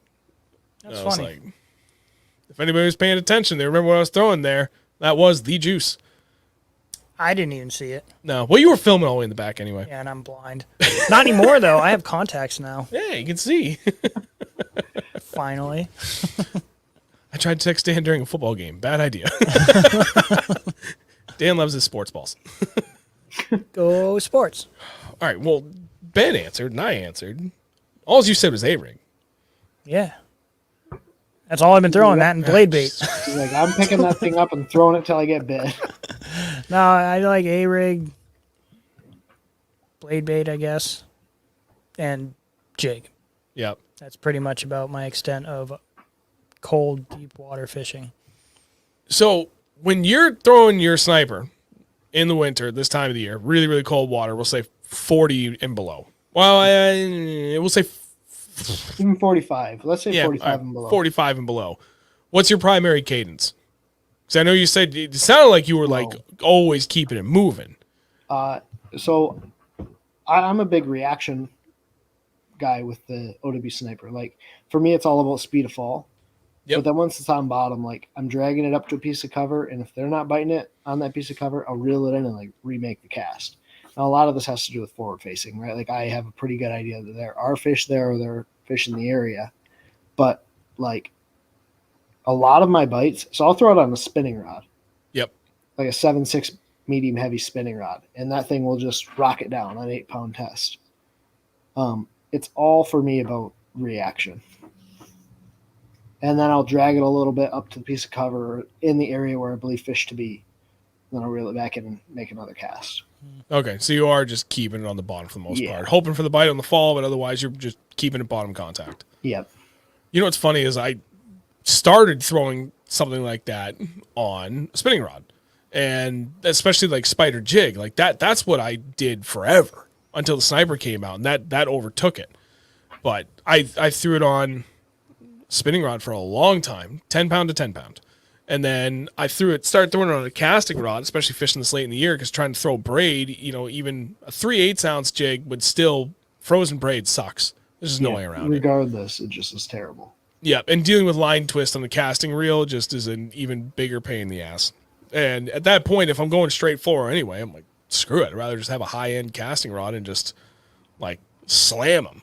And so far, I don't feel like it's really hindered what we've been doing. But, man, I was talking to our buddy Sean about that earlier this year. He's like, what are you guys, both of us, throwing it on? We're like, dude, jig rod, straight 15 pounds. And we just crack them. And it's been phenomenal. But if on days where it's like not super freezing and I'm not dealing with icing, I have a spinning rod that I'll throw it on. Yeah. And I would prefer to be doing that, especially when we're dragging it out deep, because it stays up. You get so much better feel. Yeah, and like now you can get down to like really feeling every single little detail of what you're dragging over. And for us, that's it. Like, it's on the bottom, period. That does not change. That is the one steady consistent on how we fish the sniper or any other jig this time of the year. It's on the bottom. The only thing that changes is how fast and how much that drag is. But otherwise, that bitch is still staying on the bottom. Yeah, and great point too. Cadence. We mentioned cadence with the blade, cadence with the sniper, cadence with swim bait. Cadence really is like the big term of winter fishing. Like, how does that bait need to be fished to get those fish to bite? And like even with the swim bait, so I'll wind that swim bait, and like I'll change the cadence. If I get bit, and I think you can sort of see me do it in a video I posted an Instagram reel where I'm winding that swim bait, and then I just stop my retrieve and pause it for a second and go to like reel again, and you can watch my line start to double over or rod start to double over before I even start that next retrieve. Like that day, the key was like, okay, you wind it up to the cover, you bump it, and then you just dead stick it, and then you turn it again and they're on it. Yeah. Right, like cadence is so important this time of year. I figured that out with an A-rig too. They're like, a lot of the bites I was getting was like 10 feet from the boat. I mean, it's on the bottom, but still 10 feet from the boat. Like I would get their attention, they'd follow it and follow it and follow it. And I give it one quick little like snap. Yeah, like and half turn of the reel. They'd come up to it, and then I'd stop it, and it would kind of pendulum down, and they'd just come up and hit it. Oh, dude, eat it right at the boat. I love it. That to me is the most exciting part of fishing. Like just in general, is like when you figure out that tiny, tiny nuance, and your day goes from like okay to like magical. Even if it's not like the best bite in the world, but you just like to start getting bites that replicate that pattern. Like figuring out that nuance is to me the most exciting part of this whole thing. Oh yeah, dude, wholeheartedly. That's how I felt all over again. I mean, it happens plain enough, but especially this past Sunday when we went out. And what the funny thing was, I figured it out, but it was because Andrew figured it out 2 years ago. We were fishing a tournament, and it was on a lake. This is the second time he'd ever fished it, and third time I'd been on it. I went out solo one day for 7 hours, and I did nothing but graph. I dropped line a handful of times. That was it. I just went out there because it was a long drive. It was almost 3 hours. Oh yeah. And I just went out there and scouted. What and are you talking about? What did I figure out? and things were like getting a little tough towards like late morning. And it's Vermont. There's a lot of exposed ledge in all those lakes. Like Champlain is the best example of it, but anything else up there's a lot of exposed ledge face. And we were up kind of shallow, and we were sitting like kind of right on the cusp of that. And then we moved in a little shallow, and I was trying to work the grass line. And Andrew turned around, fired out deep, brought it up, and he's like, "Oh, I can feel the ledge." And I watched him, and he was explaining it to me after, and he got his jig right up on the very edge, and it hung, and he just held it there for like 5-10 seconds, and then popped it. And the moment it popped, doof, and he did it over and over and over again. And we had one of the bigger bags that day. I was able to replicate what he was doing once. Yeah, but what didn't make sense is I turned 180 degrees around and caught a 4-pound largie right off the back of the boat. Which was awesome. Same spot, too. So we're up on Champlain. This is past the other day. And I caught a couple out there just dragging those humps. But I noticed the same thing with the Lakers. Like when I got over that exposed ledge, I was just real steady, like real slow, like about that fast on my drag. And only moving about 1 foot to 2 feet at a time. But I had almost no pauses in between. I let it sit for like 2 seconds, and then I'd repeat. Because I wanted to feel that ledge. And every time I got that jig up and I could feel like a gunk, gunk, gunk, gunk, gunk as it was coming up the ledge, I'd stop. And I'd just wait a second. And then I wouldn't pop it. I would just keep leaning on the rod as slow as I could until there's just enough force that it would kind of pop and roll over. So it wasn't like an exaggerated fucking poof. It just whoop. And every single time I was able to replicate that, I got bit. Every single fish I caught that day was doing exactly that. And I was like, okay, It's that was crazy. awesome. Like has to be the best feeling when you figure that out, and then like you have that little nugget of memory, and you can replicate it, whether it's the same day or whether it's like years apart. Like that nugget is so cool. That's what I love so much about this. My favorite saying about it is fishing is kind of like playing a game of chess against the fish every day, but they change the rules every morning. Yeah, that is so true. Or hour. Or hour. Then there's always that add-on. Like every day or hour. Especially with smallmouth, it's every hour. It's nonstop. They just don't stop. No, dude, how many days have you gone out where it's like, I don't know, takes like an hour or two to figure it out, and all of a sudden you're laying into them, and then the bite just dies. Like you had it dialed to the weight, the color, the location, the whole 9 yards. And then you spin your reels for like an hour before you just change the color of what you were doing. Literally everything else you were throwing is identical, but you go from like a watermelon green to a like green pumpkin, almost brown. And all of a sudden it's like the same thing that was happening all morning starts all over again. And it was just that one stupid thing. Dude, right in the middle of the day. It happened to me in August this year. We were out fishing this big boulder field, and we were drop shotting it. And it was like, okay, we started out fishing. It's called Old Ben. It's like a smoky green with copper and gold. Yeah. It was like the deal. Like that was the color. And we were catching them super well. And it just quit, like died, shut off. Well, then my buddy picked up a baby Z2 in white, pearl white. And that changing color was immediate. Like we went 3 hours, but the second he picked that bait up, it was immediate. And then I picked up a white one and went to town again. It's just crazy. Like you go from smashing them to struggling, change one color. Like it was immediate when he changed color. Yep. And just started crushing them again. Like wild. I've said it so many times. For smallmouth specifically, color is everything. It's funny, dude. Like he sees it all the time. We go out, and if we know we're gonna be on like good drop shot or Damiki bite, like I will be in the storage bin as often as I am fishing, and I will have a massacre of baits on the deck until I figure out what color they want. But then the moment I figure it out, it's like I just kind of shiver everything out to the side, and I take next time I go in for another bait, I just take the bag out and leave it on the deck with me because I know I'm gonna go through them really fast. Mm-hmm. Exactly. Well, I saw a question, something about snacks. Oh God, I did see it. Oh, Little Rich question: favorite winter / cold weather fishing snack? Alec already answered mine. God, you and your ham salad. So good. A ham salad. Yeah. His face. Oh, that's how I feel, man. Ham salad is not like ham salad. Not like a salad with ham in it. It's like a tuna fish sandwich, but instead of tuna, it's ham. Like imagine a big chunk of ham that you put in a processor and mince until it's like a fine meat dust powder, and then you fill it with mayo, like you would make tuna salad. If you put but it's relish ham. Too. I feel like my dad used to make that when I was a kid. Yeah, it was an old man thing. He likes it. It's like a Great Depression thing, man. Come on. My dad's like, this ham is gonna last us all month for all the family. It's good, and if it's not that, it's pretty much anything else they have. Maybe a bag of chips and like barbecue. I mean, beef jerky, a couple monsters, maybe a water, and probably a coffee or two. 2 monsters, 1 water, 1 bag of beef jerky. I don't know how you do it. That's all I do. Yeah, but then when we get home, then like the hungries hit me. Dude, we were driving home when we went for Stripers day after Christmas.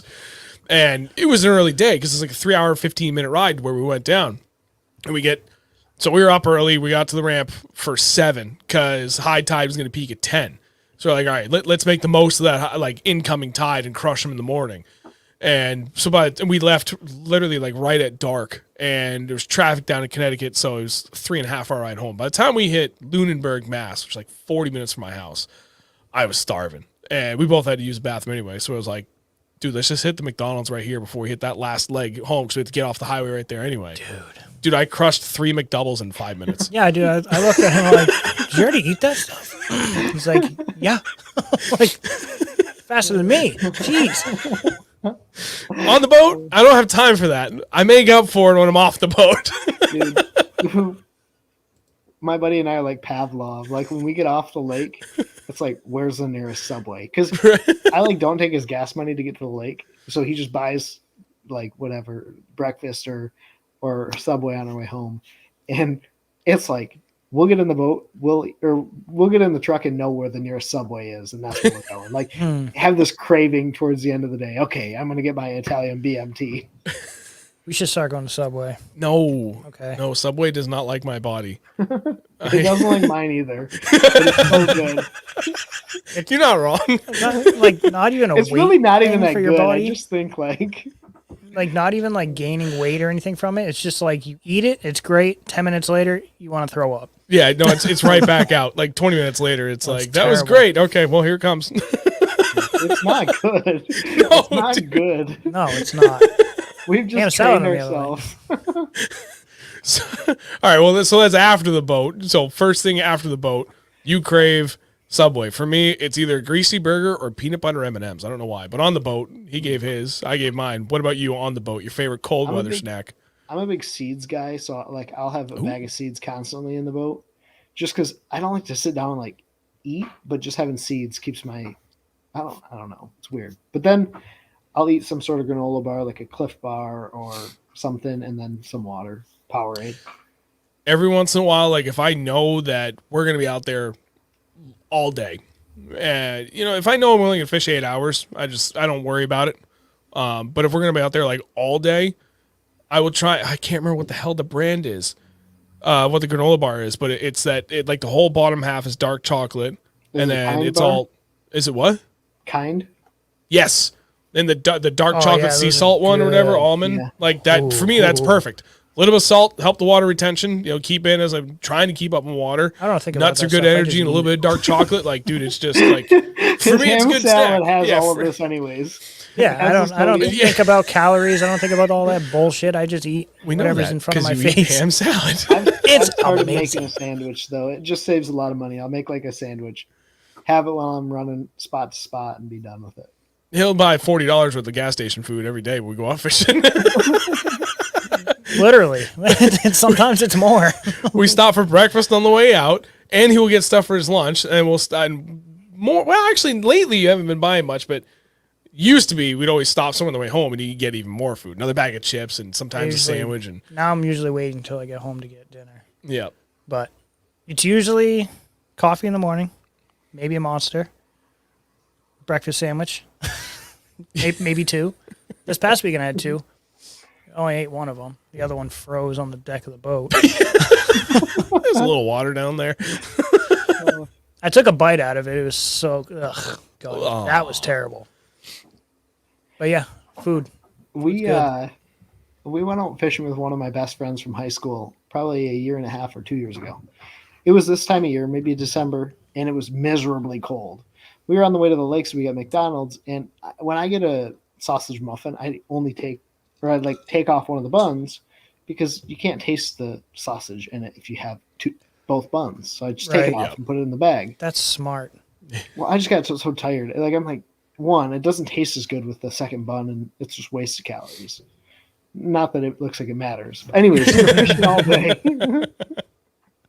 But we were fishing all day, and it was miserably cold. And we were starting to get hungry because we didn't pack snacks. We get back in the truck, and my buddy from high school goes and grabs the truck, backs it down for us, and I drive the boat up on. And when he goes to pull us out, I notice that he's chewing on something. And I'm like, dude, sorry. Yeah. Oh, I noticed he's chewing on something. I'm like, dude, what are you eating? I'll never forget. He's just the weirdest kid too. Oh God. Okay. I just noticed he's chewing on something. I'm like, what are you eating? He's like, dude, those top buns from McDonald's. Right now. That's you. He would totally do that. Absolutely. The way you gotta do it though, Scavenger. if you go, can you like, And I like crumple them up. So like when I'm done, I like wrap it in the wrapper and like crumple it and like put it in the bag. So he had to open the bag and crumple these buns to Just- eat them. It's like a little nugget of bread, like a little bun, like friggin' ball. Yeah. muff nug? He's like, these top buns are hidden right now. It's top bun slap. That moment. That's funny. Holy shit. Well, my favorite breakfast sandwiches is a place here in town called how's it called? Donut Fresh. Asian donut. Asian donut. Sushi donut. And every time I go there, I get the same sandwich. It's a bacon, sausage, ham, egg, and cheese with 2 slices of cheese on an everything bagel. Jesus Christ, dude, you're gonna have the meat sweats just for breakfast. It's so good. And I devour it in like 2 minutes. That's a Thanksgiving meal on breakfast. Bacon, sausage, ham. Yeah, that's what it is. That is impressive. So good. It's got to be a big sandwich. It's pretty large. It's not small. I mean, actually pretty good. It's wicked good. You know It's what? honestly better than ham salad. If I didn't have a bunch of meetings tomorrow morning, I would actually honestly try and go get that. Dude, for it's so breakfast. good. I can't eat something like that and be expected to sit in meetings for 3 of the 4 hours You know tomorrow what? morning. I might actually go get one tomorrow morning. There you go. Smart. Mm-hmm. All right. You know what? I got we're talking about food and fishing and stuff. I got to give a nod, a little tip of the cap to my buddy Travis for one of the best meals I've ever had on the boat. And I'm curious if either one of you can rival this. We had backstrap. What? So the honey hole of all honey holes we go to in Vermont. Mm-hmm. Travis was the first one. Like the very first time I ever went, Travis came with me, and we followed DJ and Alex out there. And the night before, he's like, "You gonna eat if I bring food on the boat?" I was like, yeah. Actually, there's 2 different ramps and bathrooms on both. Yeah, what the hell? Bring whatever. He's like, "All right, I'm gonna treat you nice." And so it's like lunchtime. He's like, "All right, you ready?" I'm like, "Yeah." And he pulls out Tupperware the big chunk of backstrap. And I was like, "Oh my god." Wow.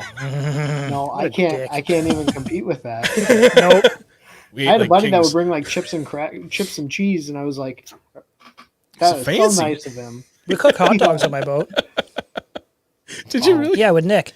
Oh shit. Yeah, we cook. I brought a tiny little grill. It was this teeny tiny little thing, little propane grill, Yep. and we just cooked hot dogs over it. Ate hot dogs on the boat. You know, if you rig up the outboard in your current bass boat you have right now, because you took the cowling off, you could probably cook those while you're running around the lake. You know what? All right. Oh, What's he running around for? Charging batteries? No, cooking the dogs. Probably warm up some hot pockets. We are We, dumb, aren't we? we're having a terrible day of fishing, and I had Blackstone in the back of my truck. Yep. We came back to the boat ramp, fired the Blackstone up, made a bunch of hot dogs, fed people that we didn't know at the boat ramp. Hell yeah. Come on And over. we went back on the lake. It was the best little intermission of the day ever. That's awesome. We should probably start doing that. I mean, honestly, dude, you know, it was it the small Blackstone, like the little 2-burner, or like the electric one? It was like a medium sized Blackstone, yeah. Dude, they sell like almost like what would be a 2-burner like size Blackstone, but it's electric. And I've got the new Tundra, and it's got the outlet in the back. Dude, I'm getting a Tacoma, and that's going to have an outlet in the back. We're not even gonna fish anymore. We're just We're just going to go eat. go to the ramp and cook out in the back. I Be mean, great. dude, it's a great thing. If you have a shitty day of fishing, you go back to the boat ramp, have lunch. Nope, I hate myself too much. I force myself to make it till 3 o'clock, and then I just stuff my face with everything terrible I can at the nearest fast food restaurant. on my way home. We use it as the excuse to get off the lake and go to a different boat ramp. Yeah, see, Yeah. that's not a bad idea.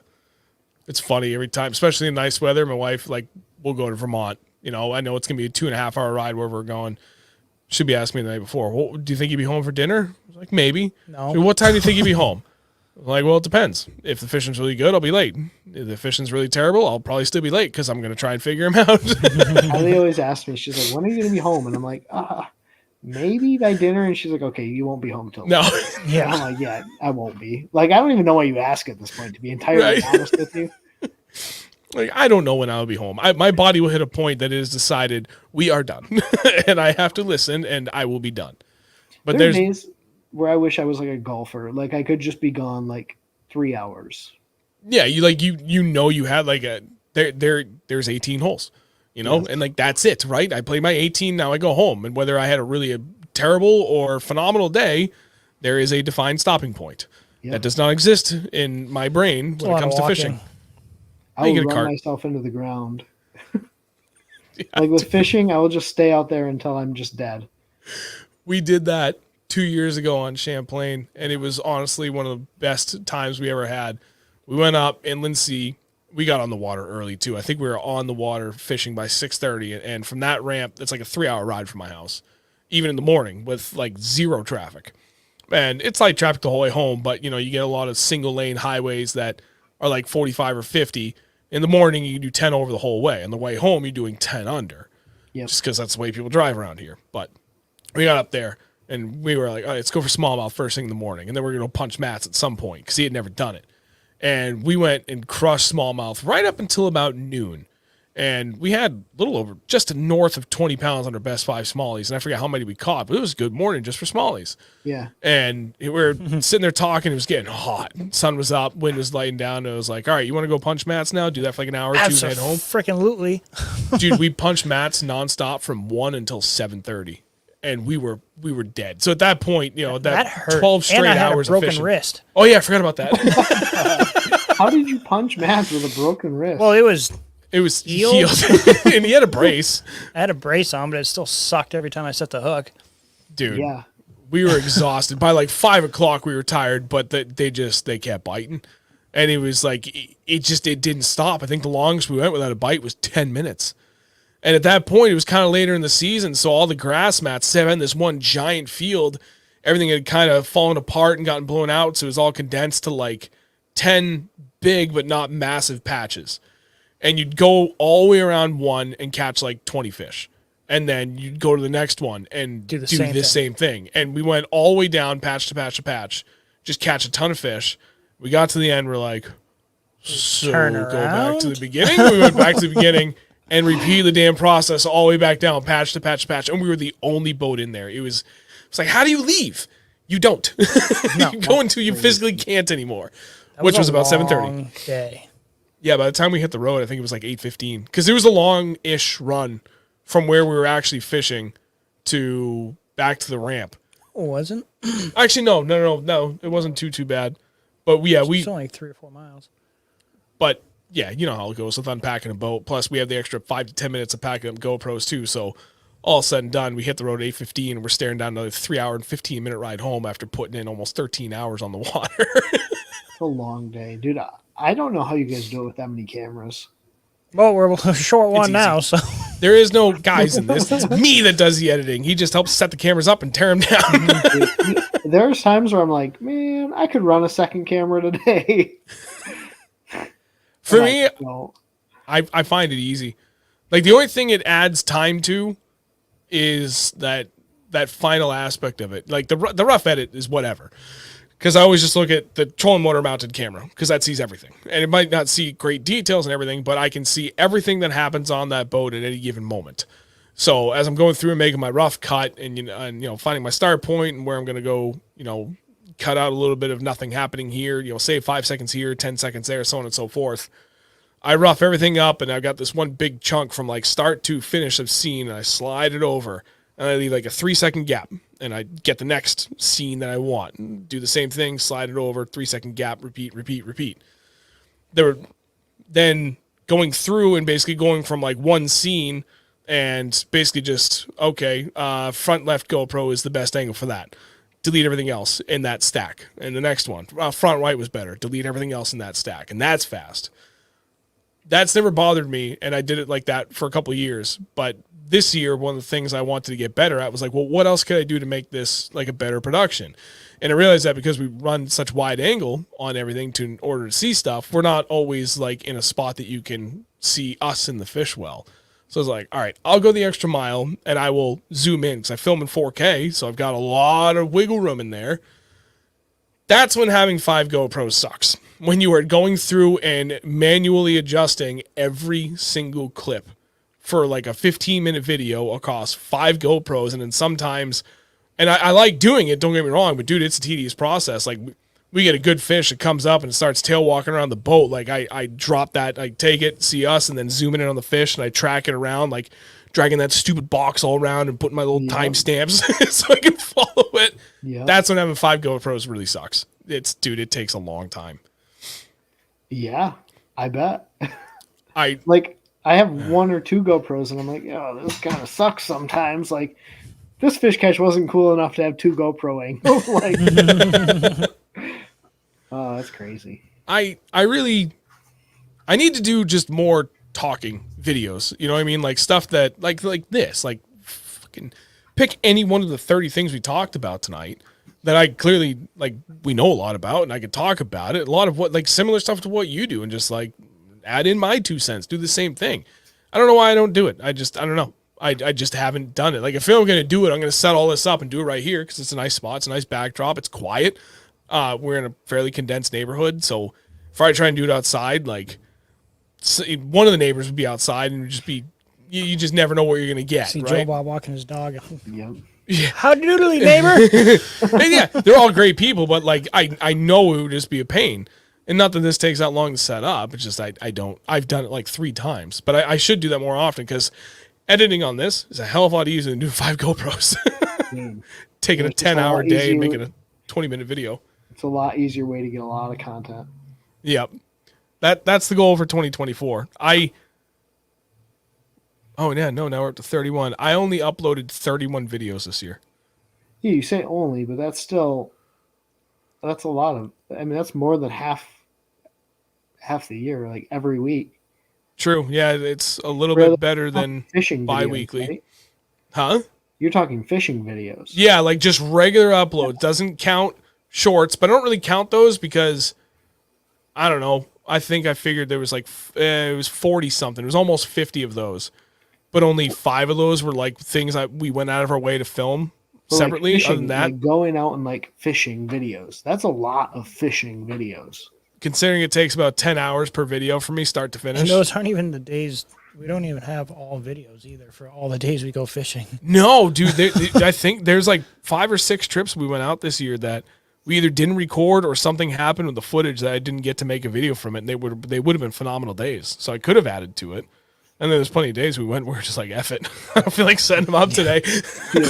Feel that. There's days where I probably have 5 to 10 trips this year where I like put a camera on and have the camera at the back of the boat. And I'm like, well, that'll make cool footage when I want to talk about that bait, right? Like I just have this backlog of footage and I'll just tag it, micro tag it, or whatever, meta tag it.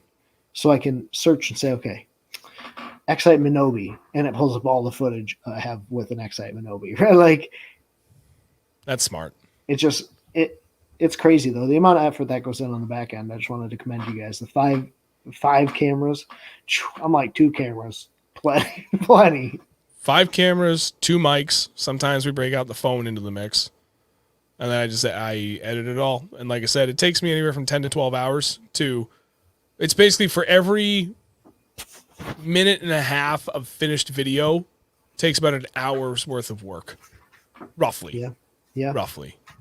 Maybe it's every 2 minutes of finished video is an hour. That's only like 24 hours of total investment into one video between fishing and editing. Yeah, for real. But man, I enjoy the hell out of it, so I don't mind doing it. It's fun. Yep. I got to get him start doing the shorts because right now the only shorts that we do now are I make the whole video and then I just once the video is done and rendered and posted to YouTube, and I go back through. I'm like, that was a good fish. I'll take that. Short. That was a good fish. Do the same thing. Like we rarely while we're out there. Although we started doing it finally, like over the last month. So I brought it up. I was like, why don't when we're out here fishing, we're on like something consistent. Let's just bust out our phone and just like talk about it for a second. Like that's an easy short. You've been doing that a little bit. Yeah, we're getting in the habit. Fishing always comes first. try and do the content creation stuff. We're still god awful about being in a good habit about just taking 30 seconds of our day to do something. And at the end of the day, right? Like, Because we're busy fishing. I know. For me, it's like I am a fisherman, and I enjoy the content piece. Like it's fun, but like I am a fisherman. I want to catch fish, and so the content just happens to be a byproduct because I have the cameras rolling at the same time. That's a totally separate process. Instead of them being meshed in my mind, where like I do see value in having them meshed on the water, like more focus on content. But dude, I have a full-time job. Like I want to fish when I want to fish, and I want to film and put together videos when I'm bored at home, and I want to edit videos. Right. And it's funny. There's been times where my career has been like in a really bad spot, and definitely with hindsight now, a lot of it was my own doing for how I was perceiving situations I was in. Not to say that some of the situations didn't suck, but a lot of it was exacerbated by my perspective on the situation. And like it was starting to really hinder my fishing a lot of times too. And I would talk about it on like Facebook or something, and so many people would be like, dude, it's because of the goddamn GoPros and the videos you're doing. It's totally screwing up your fishing. And I'm like, you guys literally have no idea what the fuck you're talking about. You have no idea. And Andrew knows better than anybody. Our buddy Josh knows well. There's like maybe one other person, our other buddy John would know really well. You would understand it. The videos have zero bearing on the fishing whatsoever, especially the way I have it set up. Yeah, I have 5 GoPros. It takes us, 5 to 7 minutes in the morning? Yeah, we don't even know they're there. No. We literally forget about them half the time.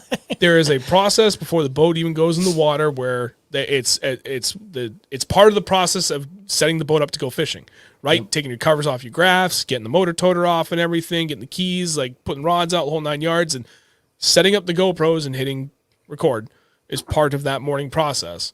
And they are just part of the boat. They just exist there. And there is zero touching to do with them whatsoever unless we hit a bad wave and they almost fall off. And it's like, oh, shit, fix that. Or and they that's do it. fall off. Or they do fall off, like what happened this past Sunday. R.I.P., buddy.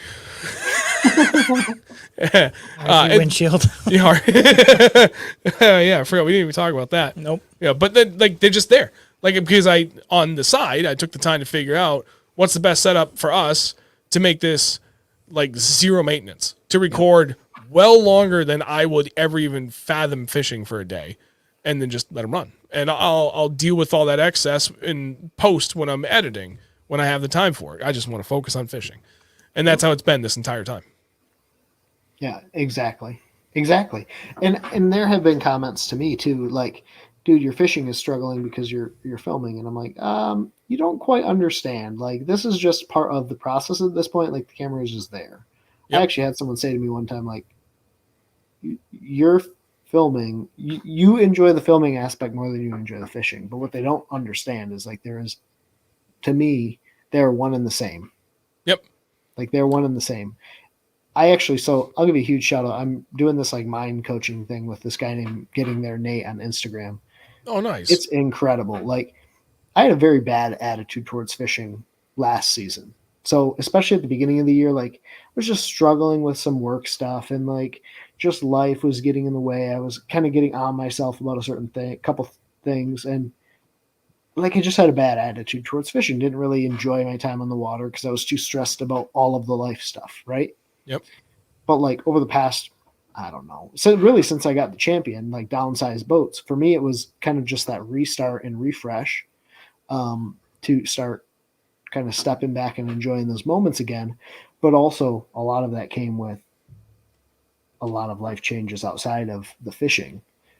There's so much that meshes, and a lot of people want to blame it on the camera or blame it on it drives me. I think the reason it peeves me when people blame it on the camera is because they just don't get why we do the filming and the fishing.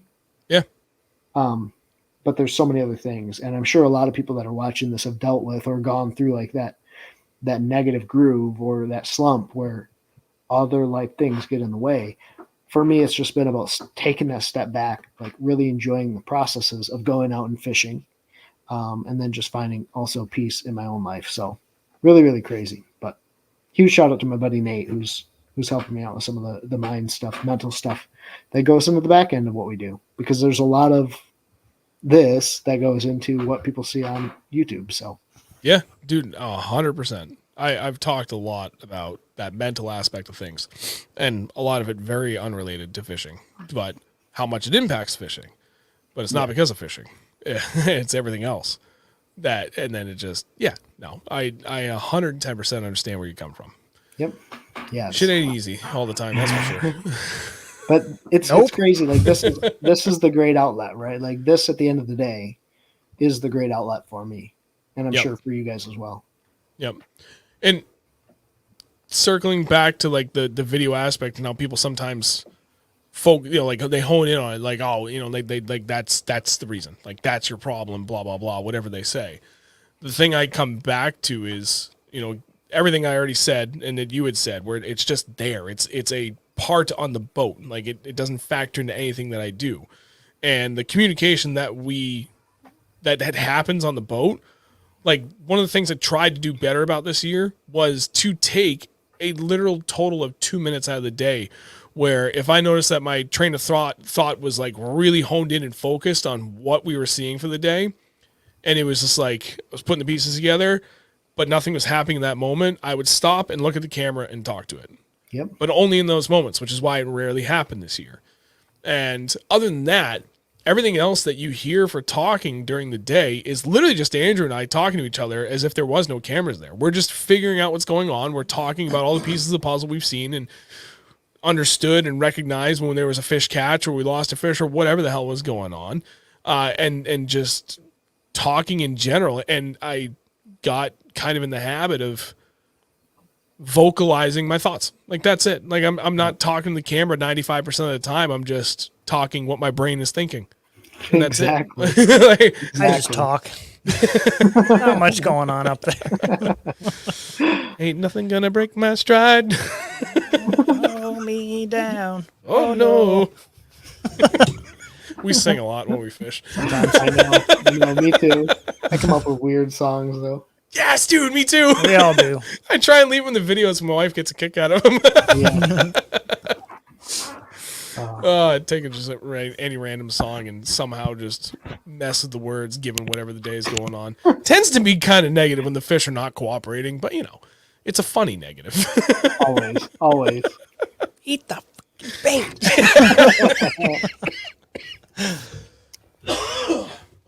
So what are your kind of goals? Do you guys have goals for this year, kind of things you want to focus on more of? And Catch bigger fish this year than this past year. That's your goal. I got a whole lot of goals this year. Personal goals. But fishing, I just want to go fishing. That's about it. Yeah. The only thing, I started thinking about it the other day because one of the things I've not done very well at over the years is taking the time to reflect on things that I've done in a positive and like healthier mindset. The only time I've ever reflected is when I've made a mistake and I'm beating myself up over it bad. I've never stopped to be like, look back and be like, God damn, dude, look what you accomplished. So that's really been the big focus for me, really the last 6 months, but especially the last month, like reflecting like, okay, what did you do well? Stop. Like, you fucked up. You made a mistake here and there, whatever. Don't worry about it. What did you do well that you set out to do? So I really haven't taken the time yet to think too far into 2024 what my goals are, other than the only two things that I've definitively thought about is fish just one extra tournament than I did last year. I think actually it's two. But my goal is I would like to either win or finish extremely high in any one of the big tournaments that either I or we are fishing in. And that was the goal for this year. We hit one. All things considered, for every tournament we had this year, we actually did okay given the specific circumstances of each situation. But we finished third in the old Ranger with absolutely nothing in it. Yeah, and literally just 2D sonar up front, and we didn't even really pay attention to it. 2-day tournament, we ended up getting third. Yep, and we last time we were on one lake was 4 months prior to that tournament, and the other lake we hadn't been on since the tournament the year before. So that was a high point. So like I'm kind of carrying that into 2024 because I've got my eyes set pretty much on all the same tournaments as last year, but I might fish one of the Toyota series up on Lake Champlain, and like that's a big part of it. And I actually do have a channel centric goal, and I just want to try and double up on the number of uploads I did. I only did 30 this year. I would like to try and make that at least 60. And I'm going to make up that other 30 about what we were talking about earlier, where I'm going to take the time one day during the week and set all this shit up. And whatever happened on the Sunday we went out, I always have something I know that I learned, or there was a technique that went really well that I know I can speak about for 8 to 10 minutes. And I'm just going to do that. Instead of talking about it like I had for the last 2-3 years, I'm just going to do it and force myself to like take the time and it's not about the channel per se. It's more of a push to challenge myself to be like, can you do something that I'm kind of not comfortable with, but I want to get comfortable with? I don't know.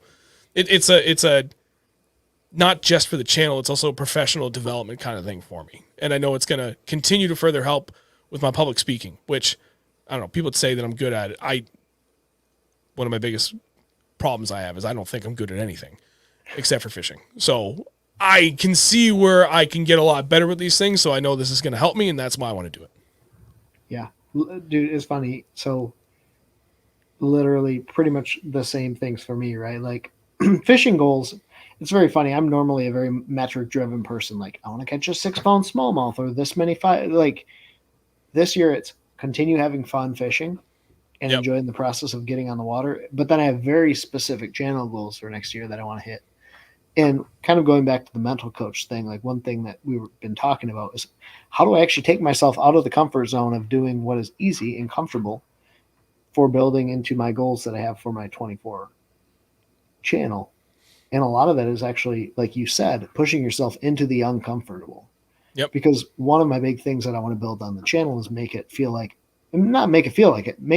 a true community where like there's people in the comments where we're all having like interaction. That's one thing that I've seen on your live stream tonight, like an incredible amount of real interaction between people that have a great like forum and conversation in your comments.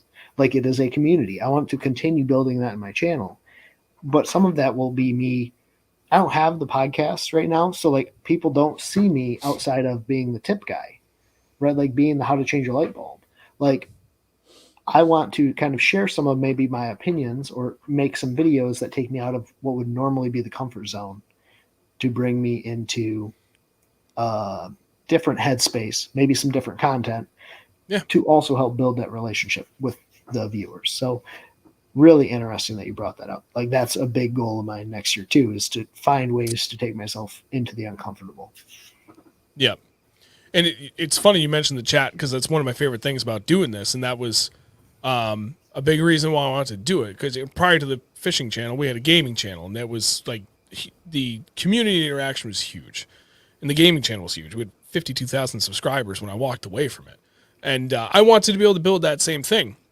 And it's both blessing and curse when we have guests on, because I want to ensure that you and I are having a good conversation like I do with any time we have somebody on. But unfortunately, then the chat kind of falls by the wayside a little bit. I can't interact with them as much as I would normally like to, which is why we also try and always do once every basically 3 or 4 weeks do an open topic night where it's like literally the only thing that's happening in the stream is whatever they're talking about. Mm-hmm. We make it 100% about them because it's awesome because we do so many specific topics too that there's a lot of questions and people are just burning to ask just to hear from a different perspective. Not that we are by any means the subject matter experts on a lot of these questions, but we have experience in it and they want to ask somebody that, like, I don't know, like us, for two dumb hicks from New Hampshire. They need to ask the question. So it's important for us that we provide that opportunity at least basically once a month.